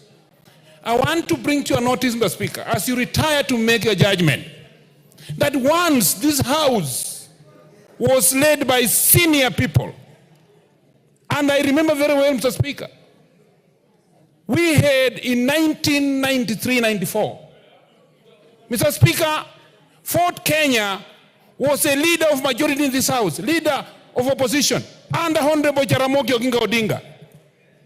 But the moment the Speaker, Fort Kenya split into two, we got Fort Kenya and LDP. Mr. Speaker, during that time, we ran short of seats from 44 to 22, Mr. Speaker. And Honorable Mwai Kibaki, with the DP, took over this House as a leader of opposition. That tells you what, Mr. Speaker? The House leadership is dynamic. You can never step in a river twice, Mr. Speaker. If you do that, you are a different man in different waters. Mr. Speaker, this House is dynamic. Make a decision as is. Having heard Honorable Murungara said here, make the decision as is today. Give your evidence and declare. And the Speaker, Honorable Ichung'wa, is a majority leader as is today, Mr. Speaker. Thank you, Mr. Speaker. Member for Matuga.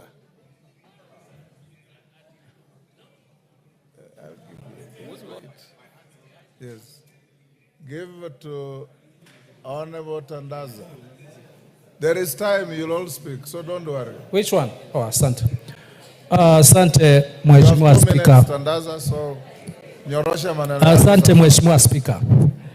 Kwa sababu mimi ni mhandisi, sikumbuki kama ni mwandishi gani aliyesema kwamba hata ikiwa ulikuwa na farasi wako ambaye unampenda, hata ikiwa ulikuwa na farasi wako ambaye anakimbia mbio kushinda na kuleta zawadi zote, lakini kwa bahati mbaya umri wako umefika na amefariki, haina haja uendelee kumbembeleza ule farasi haina haja uendelee kumletea chakula yule farasi kwa sababu ulikuwa unampenda sana, ati atamka ndio aweze kukushindia zile mbio ulikuwa unazitaka.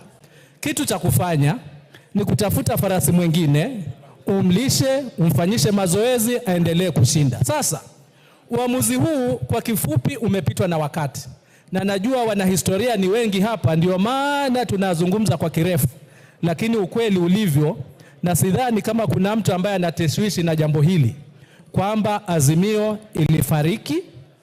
Kama hawataki kuizika ni sawa, lakini tunajua ilifariki, na uamuzi unazungumzia Azimio ambayo haipo. Sasa tutafufua vipi farasi ambaye amefariki hata kama tulikuwa tunampenda? Ndugu zangu, tukubalianeni, spika tulimchagua sawa sawa. Kiongozi walio wengi ni Kimani Ichung'wah, yuko hapa na bado ndio tuko wengi. Sasa sioni haja tukidhani hata tutamfufua farasi. Asante sana Mheshimiwa Spika.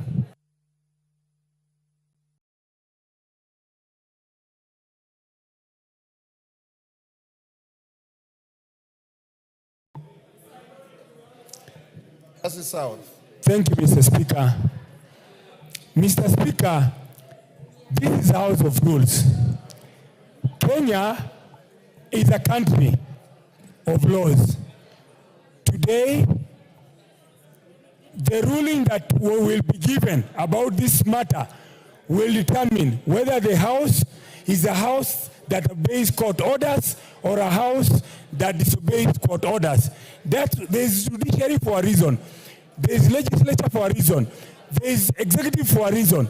But this time, today, the court has issued a ruling. There is no way that a court can issue a court ruling and then it's taken to a police station, and then the court, then people, the police officers, Mr. Speaker, the House, there is no way that a court issues a court ruling, then it is taken to the police station, then you tell the police officers that you guys have a discussion about this court ruling and then decide to the left or right. There is a court ruling. This country is a country that should obey court orders, and we should obey this court order. This parliament should obey the court order. Thank you, Mr. Speaker. Bukose. Give to Bukose. Thank you, Honorable Speaker. Honorable Speaker, I think on the issues about the position of the Speaker, I was your agent, Honorable Speaker, during that time, and I can confirm that there was no requirement for you that you should be able to resign as the party leader of Fort Kenya. So I think that's something that is passed. On this issue about the majority and minority, Honorable Speaker, as you retreat, I want you to be guided by our Constitution, because in Article 108, it talks of the leader of the majority party shall be the person who is the leader in the National Assembly of the largest party or coalition of parties. And as it stands now, that is Kimani Ichung'wah, is the leader in the National Assembly of the largest coalition. And Junaid Mohammed is the leader of the second coalition in the National Assembly. And the Honorable Speaker, the court gave you a chance that you should be able to rule as it is now. And that is why it talks of ex parte and ante. And therefore, I think it is a new beginning that you are able to rule, and as you rule today, it stands from there moving forward. So it is not a question of going back as after the elections, pre-election agreements, or anything of that nature. I rest my case, Honorable Speaker. Member for Garissa Mjini. Yeah, Mjini. Thank you very much, Mr. Speaker. We have been raising our hands here for quite a long time. Don't complain, I've given you an opportunity. Make your point. Thank you, Mr. Speaker. Now, Mr. Speaker, there is some confusion here in that some people are misinterpreting the court ruling, in that the decision of the court was that a decision has been made on who is the majority and who is the minority coalition in this house. The decision of the court was that, the ruling of the court was that your decision that you made on the 6th of October was null and void. However, who is to make this decision again? It is not for the courts. It is for the Speaker of the National Assembly. Mr. Speaker, we have sat here for the whole afternoon and no other business of this house can take place because a decision has to be made. Can you make that decision, Mr. Speaker? It is upon you, it is with you. The coalitions, this issue is just about numbers. We know the numbers, you know the numbers. Make the decision based on those numbers that you have. This is a political issue. It has nothing to do with the illegal issue. Thank you, Mr. Speaker. Alice Nganga of Thika.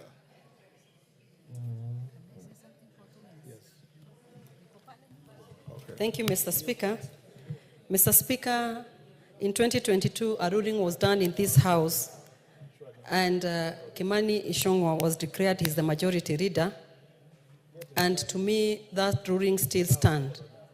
Mr. Speaker, National Assembly is an independent arm of government, and whatever business that we do here stands.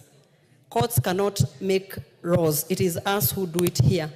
So when they go outside there and a ruling was done in 2022 and they purport to change that ruling, that making a country to come to a standstill, does it mean, Mr. Speaker, you clarify for us all the businesses that we have concluded in this House, is it null and void?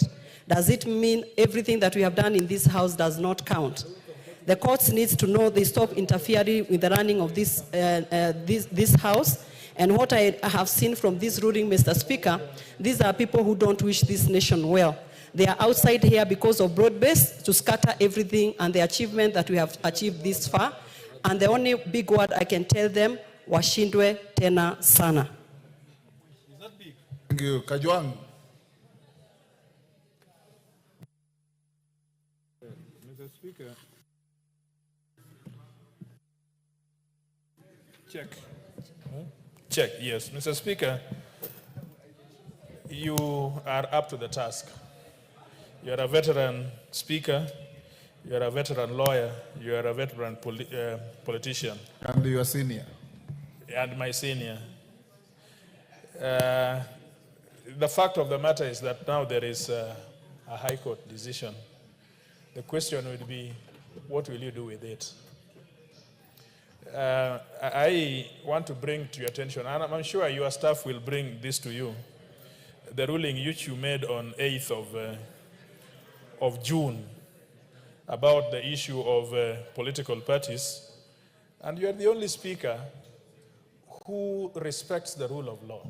You came here, the very first speech you gave was heartwarming, that you came here to protect the Constitution. You came here above all to, please give me a little time. I think we are at the end of the, yes. You came here to, if there is a court order, although you differ with them, although you could have a respectful view otherwise, but you'll obey it. What you said was this on that day,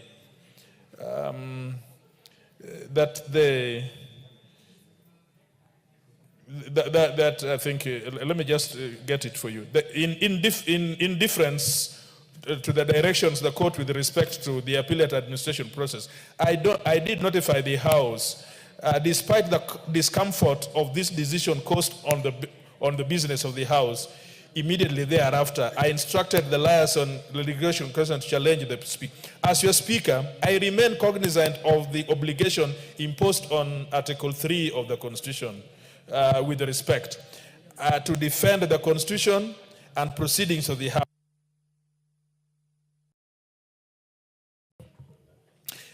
Despite the sympathies I hold for the predicament of the minority party, my hands are tied with regards to the court order. The only question, all these debates in the afternoon are neither here or there. The issue is there is now an order. We wait that you make a decision, and cognizant to the rule of law, which under Article 10 is very conspicuous. we know that you will do it. Mr. Speaker, I thank you. Dr. Nyikal, sorry, Doctor, with your age, we've kept you for so long. Thank you, Mr. Speaker. But he will Mr. ask Speaker, last.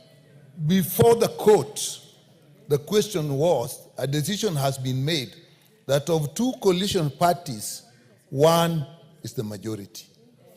That was what before the court. The court decided that that decision was not correct. And therefore, it stands to reason that the other one must be the majority party. And therefore, what was before you is as people saying, Mr. Speaker, you'll make a decision, or you will resolve, or you do. What is remaining is for you to implement the decision of the court. But if you take the position, Mr. Speaker, that the status ante is what prevails, then, Mr. Speaker, again, did you have to subject the whole House for this lengthy discussion? All that was there was to let the process go on, and you should have adjourned this House long time ago, because in reality, this House cannot proceed if, as constituted, it has no majority or minority leadership. Mr. Speaker, as regards as to whether you will be fair, sometimes I think justice actually can be beyond the law. You are a leader of a party, it is known. That party is part of a coalition, you are known. They have members that sit in this House.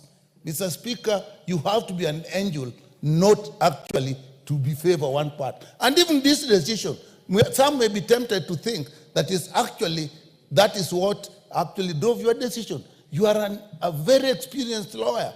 You are very articulate. You know the law. How is it that you made the decision that the court has found actually not to be correct? So, Mr. Speaker, one, I think we should look at the position that if somebody is a leader of a party, can they be a Speaker of the House? And two, read the judgment. Honorable Ruth Odinga. I'll give you. Thank you very much, Mr. Speaker. I long wanted to speak. First of all, I would like to state that I'm not a lawyer, and I really don't know much about law. What actually makes me puzzled is when I see lawyers who respect the law and decisions made by courts when it favors them. And when it doesn't, then you say that we have quasi-decision in parliament, we have quasi-whatever and whatever. Mr. Speaker, the court has nullified your decision, and therefore we go back to what I would say is a status quo ante. And in the status quo ante, it was very, very obvious that the party that the political parties declared was Azimio as the majority. So in itself, when we say we go back to the status quo ante, that is the position we are supposed to have. I am not agreeing, I'm not having 1 minute because that is short. Secondly, most of those parties that have said that they're Azimio, those Azimio parties have not left the coalition. They have stated and they've said they want to leave, but they have not left. So as far as we are still here, most of them, they're there. They're still under Azimio, and therefore they belong to this party. Thirdly, Mr. Speaker, one of the things you are accused of was impartiality. Even through your demeanor and how you actually are giving people a chance to speak here and how we are, that impartiality still shows. I don't know whether that decision means that you're the one who's going to decide on whether who's going to be, because if it is you, we know which side you're going to go. Please let us have somebody else come and make the decision. Order, Thank you. Ruth Odinga, you are grossly out of order. You are grossly out of order. Bring a motion and discuss the Speaker, if you wish. Ruku. Thank you, Mr. Speaker. First, Mr. Speaker, I want to congratulate you and thank you for the leadership you have shown to this House for the last 2.5 years. You have read us with a lot of wisdom and acumen. Also, Mr. Speaker, I want also to congratulate the Majority Leader, Kimani Ichung'wah, because for the last 2.5 years he has done an incredible job. Mr. Speaker, judiciary delayed this ruling for 2 years. And they say, as they say, justice delayed is justice denied, Mr. Speaker. This does not say that the ruling is spot on.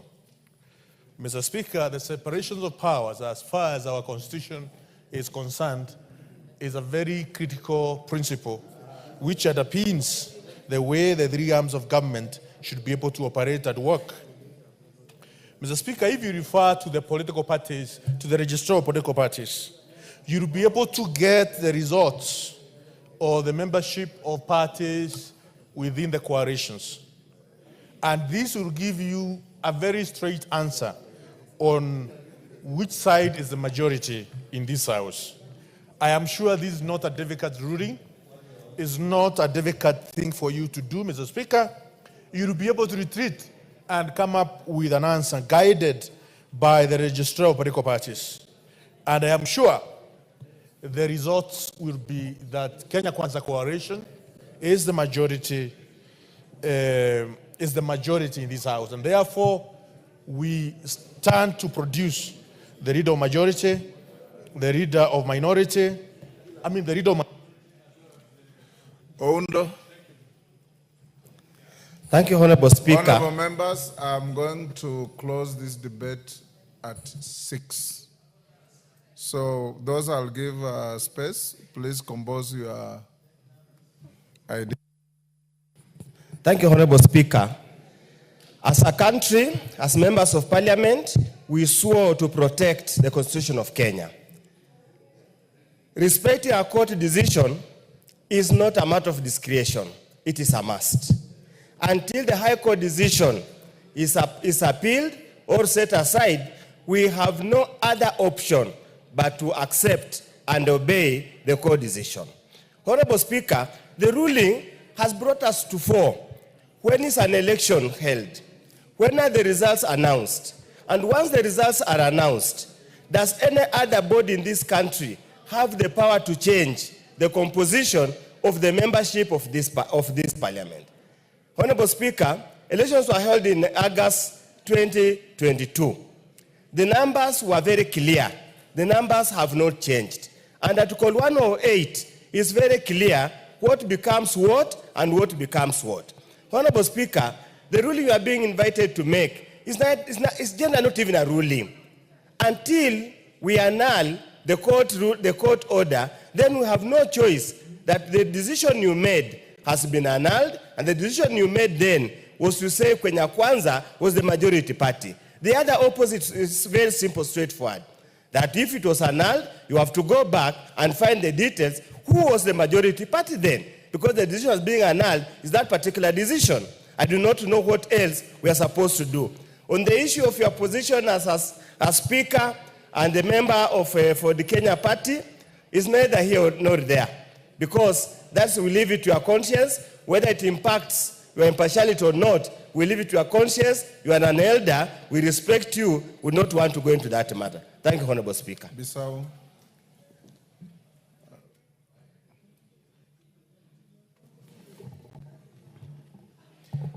Thank you, Mr. Speaker, sir. I received this ruling and I've read it very clearly. I've also listened to the lawyers in the House, but surprisingly, starting with the first item, whether it is correct for you to remain the party leader of Fort Kenya and at the same time be the Speaker, our Constitution is very clear. Article 77(2), it talks about an appointed officer who shall not hold a political party position. But you are not you are not an appointed state officer. You are elected. And my neighbor here, Dr. Bokosi, I remember he was your chief agent. And many of us voted for you, including my brother, your senior counsel, your learned friend, Atendo Molo, who actually voted for you. So that, we park it and we leave it at that. And even across the border, your colleagues, Annette Among, she's the Speaker of Uganda. She's actually, in fact, even now vying for a position in NRM. Dr. Tulia Axon, she's also an elected person. So there's nothing that restricts you to remain the Ford Kenya party leader and be the speaker at the same time. On the other issue, about the majority and minority, I have read this ruling very clearly. But again, our courts have not come out clearly to say what is what. And if you look at Roman 3, on their decision, it talks about an order of certiorari is hereby issued quashing the Honorable Speaker's ruling or determination contained in his communication from the chair made on 6 October 2022 on the majority and minority in the National Assembly. Thank you. Yeah. Give him half a minute. What we expect is our court to be giving us very clear ruling. The court is telling you retreat and tell us who is the majority in this case. They've mentioned both the minority and the majority, minority and majority, and they're not saying who is what. So we also expect that our courts give us very, very clear direction. So what we require from you, Chair, is to give us direction and give us a decision to know who is actually the majority and who is the minority. Thank you, Mr. Yes, Kimani Chungwa. Give him the mic. Thank you, Honorable Speaker. Mine is on a point of order, Honorable Speaker, on a matter of decorum of the House. Because, Honorable Speaker, I was just perusing through what is going on my phone. Yes. And I saw the Honorable Selassie, the member for Mumias, Yes. is live streaming The proceedings of the House. proceedings of the House, recording himself from his seat at the back. Honorable Speaker, the House and the Parliamentary Service Commission has given us live coverage on national TV, and we cannot belittle the work of this House through such uncouth methods as live streaming, recording on your phone and live streaming what is going on in the House, and saying very unpalatable things on live media. Now, request that you ask him to even delete those things and apologize to the House. Honorable Salasia, is that correct? Speaker, you know, most of the time when I've been staying here for a very long time without being given an opportunity to speak. Honorable Salasia, is what is being alleged correct? I don't know what he's talking about because I don't run my social media platforms. So, Speaker, I've been carrying out my hand. Honorable Salasia, the issue is, are you live streaming the proceedings and making unpalatable comments along the way? Speaker, I don't know what the Mheshimiwa Chungwa is talking about. What I just wanted, I also have my own contribution. Honorable Salasia, be honorable, my dear young man. If you are not honorable, it's very easy for Parliament to ask for the logs on your phone and see what you are doing. If you say it is true, then the Speaker will take some other remedial action. If you don't, it's a matter that can find your way to the Powers and Privileges Committee with unintended consequences. Why are you doing so? Maybe, Speaker, maybe I'll have to confirm with what he's talking about. Honorable Salasia, you know dishonesty is not a virtue. Speaker, I don't know what he's saying. Maybe I go and confirm what he's talking about, but I had also just raised my hand so that I can speak what I feel that I should speak. Order, Honorable Salasia. I believe when you are in the chamber, you are listening and following proceedings. Take your seat. You are listening and following proceedings. And what we are discussing this afternoon is a very serious matter. The independence of this House is an issue. The leadership of this House is an issue. And every member who has spoken here, you've listened, your seniors, your peers, have been very focused. Even members who have sat for a long time, you complain that you've been raising your hand. There are many, Lotte here has been sitting here since. We have Ferdinand Wanyonyi here, Amze, has been sitting here since. The issue is, were you streaming the proceedings live and making comments along the way? Comments that your colleagues are saying are unpalatable. And that is the issue that has been raised by the member for Kikuyu. Speaker, you've even forgotten to switch off your phone. It's still streaming, I'm told. Here. So I don't know, maybe Honorable Junga can say maybe what I've said. That is Honorable Salasia, what I'll do is I'll instruct the clerk to get the logs on your phone, and if I find that what is being alleged is correct, then I'll invite a member to file a complaint and refer to the Powers and Privileges Committee for appropriate action. You can also be named.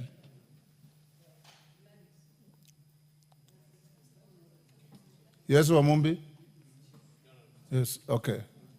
Robert Mbui, I'll give you an opportunity to contribute. Clerk, proceed to get the details on Honorable Salasia's phone and furnish with the Speaker immediately. Robert Mbui, proceed to contribute. Thank you, Mr. Speaker, for this opportunity. Mr. Speaker, first I find this debate a little misplaced because I don't know whether as a House we are supposed to be discussing court rulings and, because I thought that generally what we do with court rulings is implement them. But we have spent the whole afternoon discussing this issue of the court ruling, whether the judges were right or they are wrong. Robert Mbui, if you Mr. listen Speaker, to the beginning, don't take us back. When Emilio Odhiambo, who is your leader, raised the issue, you are here. And the House was given direction by the Speaker.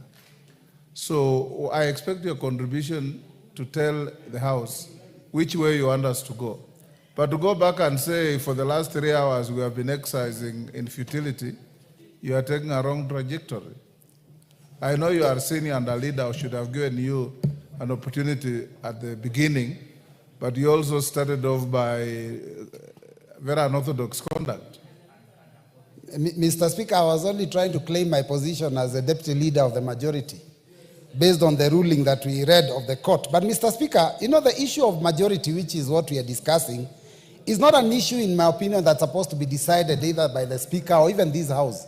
This is a decision that is made by Kenyans when they cast their ballots at the end of the last, at the elections. And Mr. Speaker, even the issue of that you are supposed to make a ruling or you are supposed to say who is majority or minority, Mr. Speaker, really what you are supposed to do is convey the information that has come from the from the register of political parties when they indicate how many members are in each coalition. So, Mr. Speaker, I think that what is happening in Kenya now, Mr. Speaker, and why I think we are having this problem is because Parliament and politics in Kenya has become very indecent.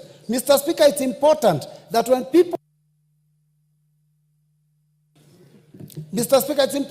people are elected in a certain coalition, they spend their 5 years in that coalition. And Mr. Speaker, if anyone feels that they do not want to belong to that coalition, the law is also very clear that you can go and seek a fresh mandate. But you know what we have been doing here, Mr. Speaker, is that people are elected in one party in the middle of the term, they jump ship and go to another party. Our leader, Raila Amolo Odinga, was in a party and he was dissatisfied. He left, went for a by-election, was re-elected, was brought back to the House. This business of people just crossing, I think, Mr. Speaker, is a problem, and that is why we are here today. Otherwise, I want us to respect the court ruling. Majority is the Azimio, and the minority can take up their position on the other side. Thank you, Mr. Speaker.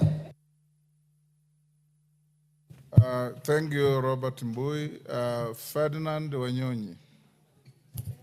The Speaker, thank you very much for the chance. I think I've sat here and I've listened to contribution to everybody else. I think I should retreat to go to look at this, Mr. Speaker. I think the best thing is look at the coalition we had before election and after election. See which coalition has which numbers. And that if you have got the number, you don't be able to know who the members are. And given that, you can be able to, because as I see, we are late. Order, Women Rep Migori. Yeah, so Yes. we, Order. Yes, go on, Ferdinand. you know, so what I was saying is that, the Speaker, as you retreat, I think we need to look at the coalition. If it's Azimio, how many people are there? Because people have moved out, the others have come in. See how many, Kenya Kwanza, how many people are there to be able to know who the majority is. It's as simple as that, so I can be able to move forward. I raise my case. Thank you, Kimani. Thank you very much, Mr. Speaker.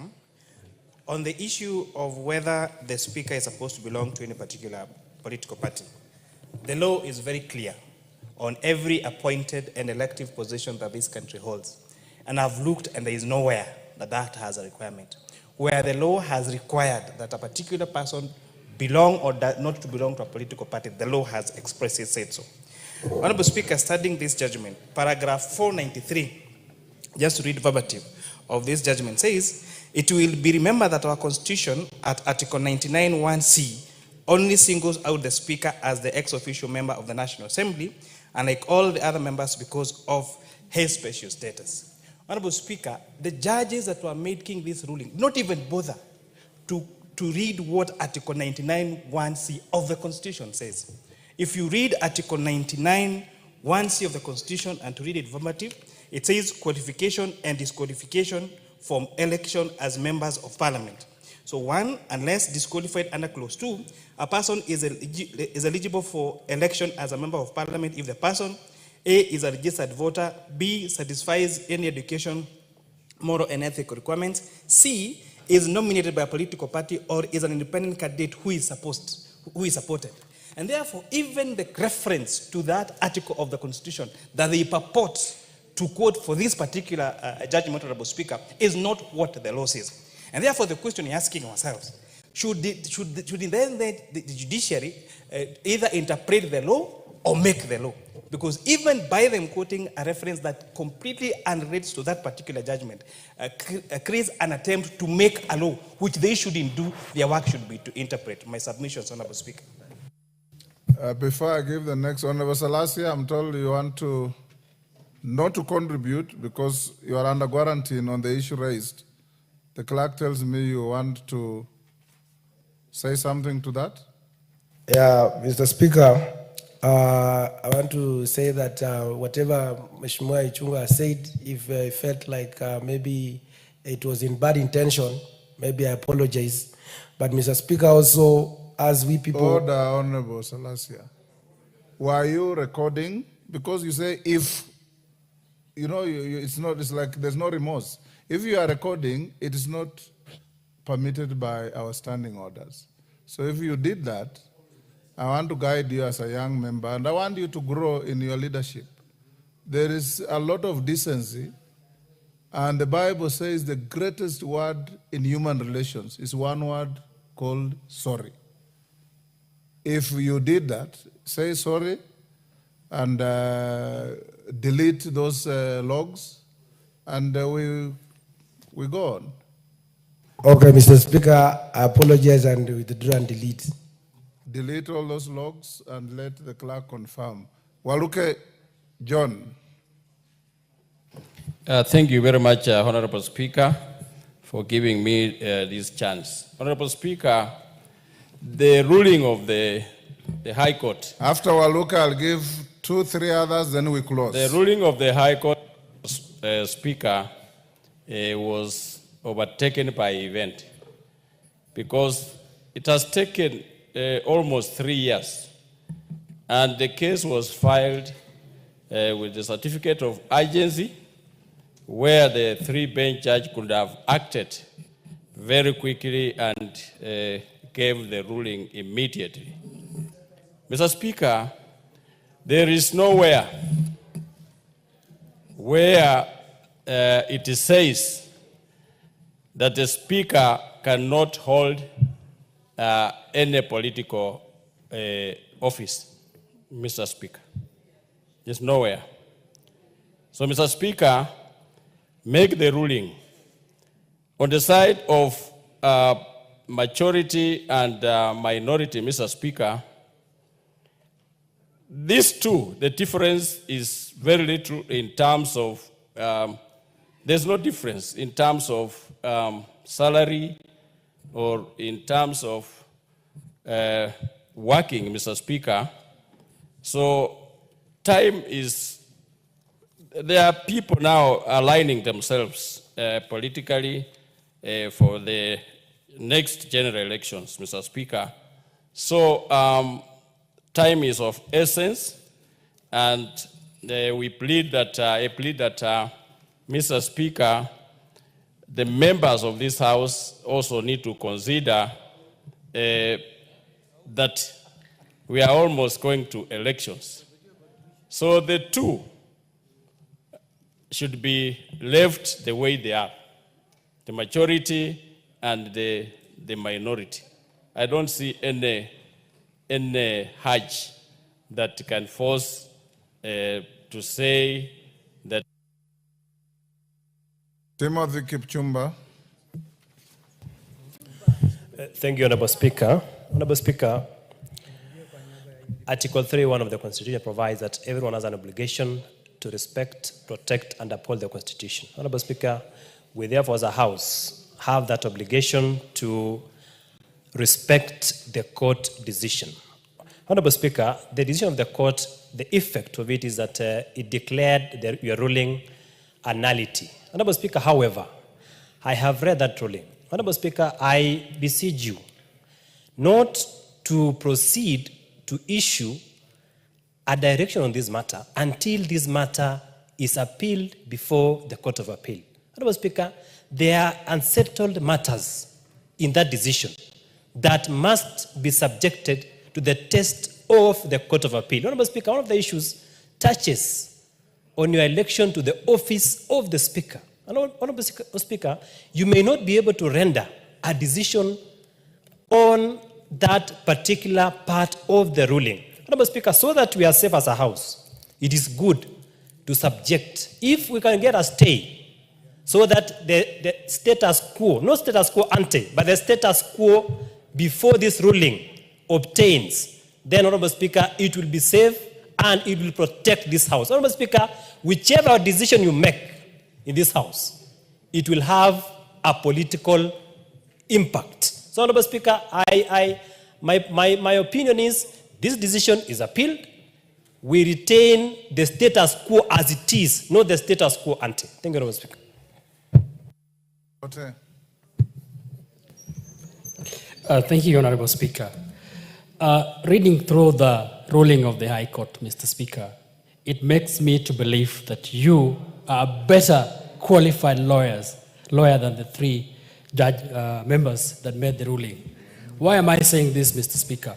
One, I listened to the ruling 3 years after, Mr. Speaker, in a matter that was filed as a matter of urgency.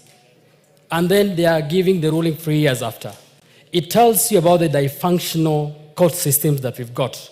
Because if they can do this in this House, in a matter as weighty as this, Mr. Speaker, what are they doing to the common mwananchi?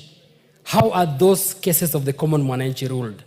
The last one, Mr. Speaker, is when this decision was made in October 2022, Mr. Speaker.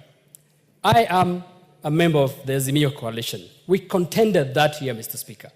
But that time, we had 171 members of the Kenya Kwanza coalition, and of the Azimio coalition, and 165 members of the Kenya Kwanza. But, Mr. Speaker, there was a letter that was written by several members of the Azimio coalition, and 14 members exited. And it is based on that, Mr. Speaker, that you made a decision and say that because the 14 members have exited the Azimio and have gone to the Kenya Kwanza, then the Kenya Kwanza becomes the majority party. The Political Parties Act number 10, Mr. Speaker, is very clear about that, that 21 days after an election, the political parties can shift, and as long as they write letters and officiate their agreements, then it is accepted. 6th of October, 21 days had elapsed, and I think and I know that you got those letters. So you made a ruling, Mr. Speaker, that I... Rahim, you've made your point. Thank you, Mr. Speaker. Mr. Speaker, first of all, you're not a leader of the Luhya nation. You're a national leader, so I want to correct that misinformation which was done earlier. Secondly, Mr. Speaker, 2 members of parliament have cast aspersions on you, and I think it was completely out of order. I was here when Speaker Muturi was being impeached, and he was on that seat where you are now sitting. So I think the 2 leaders need to apologize. Thirdly, Mr. Speaker, we as the independents, I think we're not being counted at all. Because if Azimio said there were 174 and Kenya Kwanza is 165, the 10 members who aligned with Kenya Kwanza makes it 176. So, Mr. Speaker, Azimio is just a name which is there. Mr. Speaker, it's stillborn.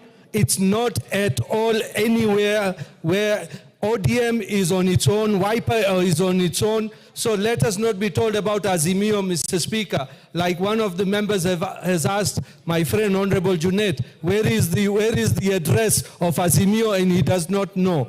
So Mr. Speaker, this one, Azimio does not exist at all. Thank you, Mr. Speaker. I can be shouted down, but Azimio does not exist.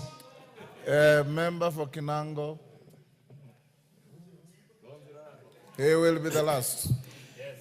Mheshimiwa Spika, kwanza nataka nikushukuru, na kwa sababu dakika ni 2, niliposoma judgment hii nilikumbuka mwaka 1982 wakati litangazwa hapa nchini kwamba kuna jaribio la mapinduzi. Hii judgment tuiangalie kwa jicho jingine, kwa sababu naona kama kuna njama kutoka kwa mahakama kujaribu kuipendua bunge hili. Kwa hivyo Mheshimiwa Spika, wakati unapokwenda kupumzika na kuandika hii judgment, ni mpaka pia tujue tunaelekea wapi. Mwisho, Mheshimiwa Spika, tunaishi kama familia tunapokuwa hapa bungeni. Lakini naomba niulize wale ndugu wanaojiita kwamba ni watu wa Azimio, je, huu mnaofanya ni ungwana? Kwa sababu hatuwezi kuwa wakati wote tunazungumza tukijua kwamba sisi ni jamii moja. Mahakama ilitoa maamuzi ndio, lakini ilipewa maombi 34 na ikajibu machache, 6 hawakuweza kujibu, na hatujamaliza siku 14 za kukata rufani. Leo tayari hapa tuko katika kizimba, kana kwamba tulikuwa hatuwezi kusubiri siku 14 za rufani ndio mambo kama haya yakaletwa. Kwa hivyo Mheshimiwa Spika, naenda ukakae chini, lakini kumbuka kwamba kitengo chetu cha mahakama kina njama fiche ambayo hatujajua lengo lake ni nini, Mheshimiwa Spika. Lakini sisi kwa sababu tunaheshimu mahakama, tutakata rufani, na matokeo ya rufani ndio yatakayokuwa yanaweza kuongoza mwelekeo wa jumba hili. Lakini mambo ya jumba hili yatamalizwa na nyumba hii, si watu wa mahakamani kuja kutupangia tutakwenda kwa njia gani. Mheshimiwa Spika, nafikiri wanafahamu vizuri kwamba hii nyumba ina kinara, na kinara ndiye atakayetoa maamuzi yake ya kujua kwamba tutakwenda namna gani kama bunge. Kwa hivyo kwa hayo Wanjala, what is it? Yes, let me hear the point of order from the Deputy Speaker first. Honorable Speaker, earlier when I had contributed to the debate, I did notify the House that during the time, during your absence, when the court case came out, I asked the Clerk of the National Assembly to write to the Registrar of Political Parties confirming the arrangement of parties and the numbers together with their coalition agreements. So I want your permission, Honorable Speaker, to table it. Go ahead. Thank you. And table them and pass them on to the clerk. Wanjala, what is it, Wanjala? I have said the Kinango member will be the last. I just want to debate equally, okay, Mr. Speaker. Be the very last. You have 2 minutes. Yes, thank you, Mr. Speaker. No. He had. No.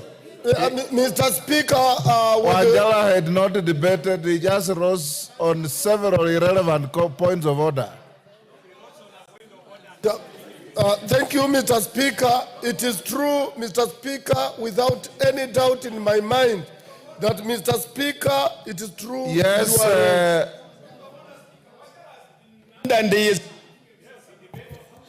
Speaker, Clerk, some of can us you- have been. Point of order, Speaker. Yes, Karani.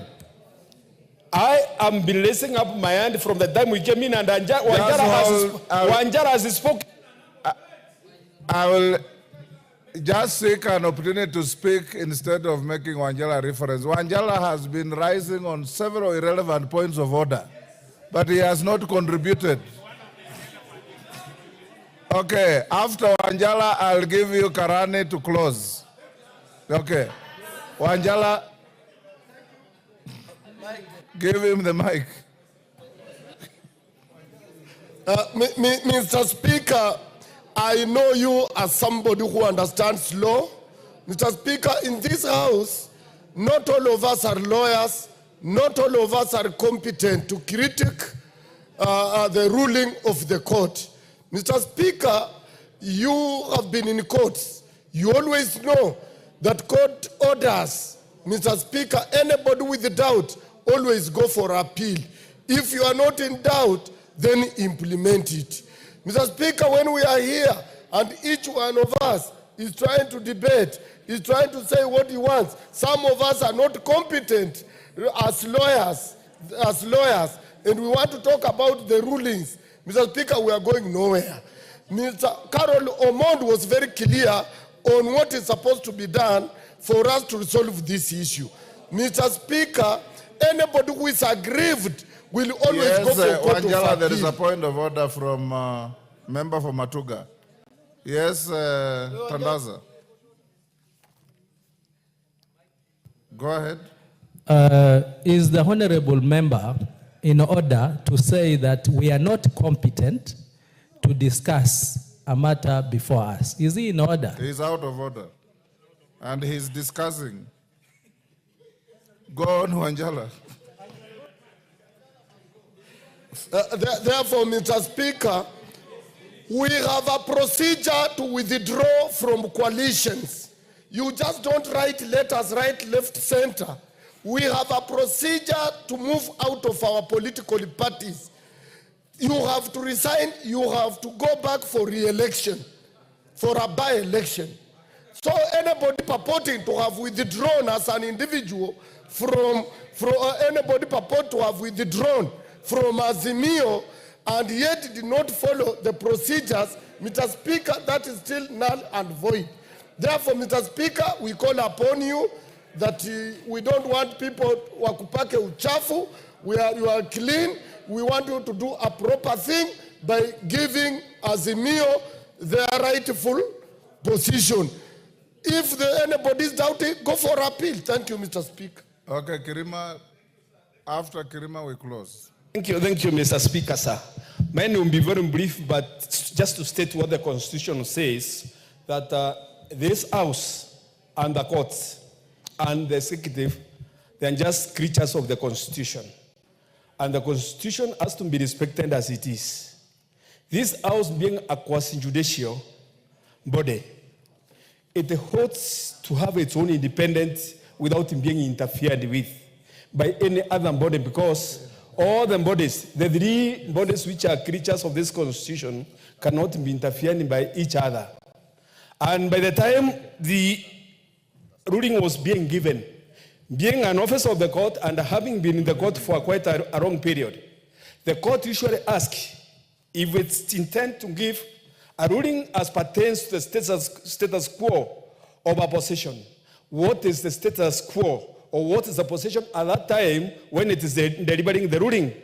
And in this issue, the court gave the ruling as it was in the year 2022, which means it has taken a lot of about 3 years before it can give the ruling on the status quo of the position. And things have shifted, because when it comes to politics, and the interpretation of the law as it is, status quo is not cast on a stone. It shifts as per the situation on that material particular time when things are taking place. Mr. Speaker, sir, if you can allow me, if you look at Article 95 of the Constitution, Article 95 of the Constitution states very clearly that, Speaker, the law of the National Assembly, one of it is that the National Assembly represents the people. of the constituencies and special interest in the National Assembly. But second one, it says that the National Assembly resolves on issues which concerns the people. What is being debated in this house today concerns our people because we have been given that rule and that provision by the Constitution. And Mr. Speaker, it is true, as it is today, Kenya Kwanza government is the majority in this house and we cannot deny it in all aspects. Taking into account that now we're even on the broad-based government, whereby almost all members are on one side, other than few dissenting members of about that 5 members. So as it is, we should not negate what has already been earned in this house by Kenyans, because what we are doing now is just a public relations exercise. And as for that, this ruling, as it will be appealed to, it will come to be seen that what the Speaker gave us a ruling of this house is going to start. Thank you, Mr. Speaker, sir. Honorable members,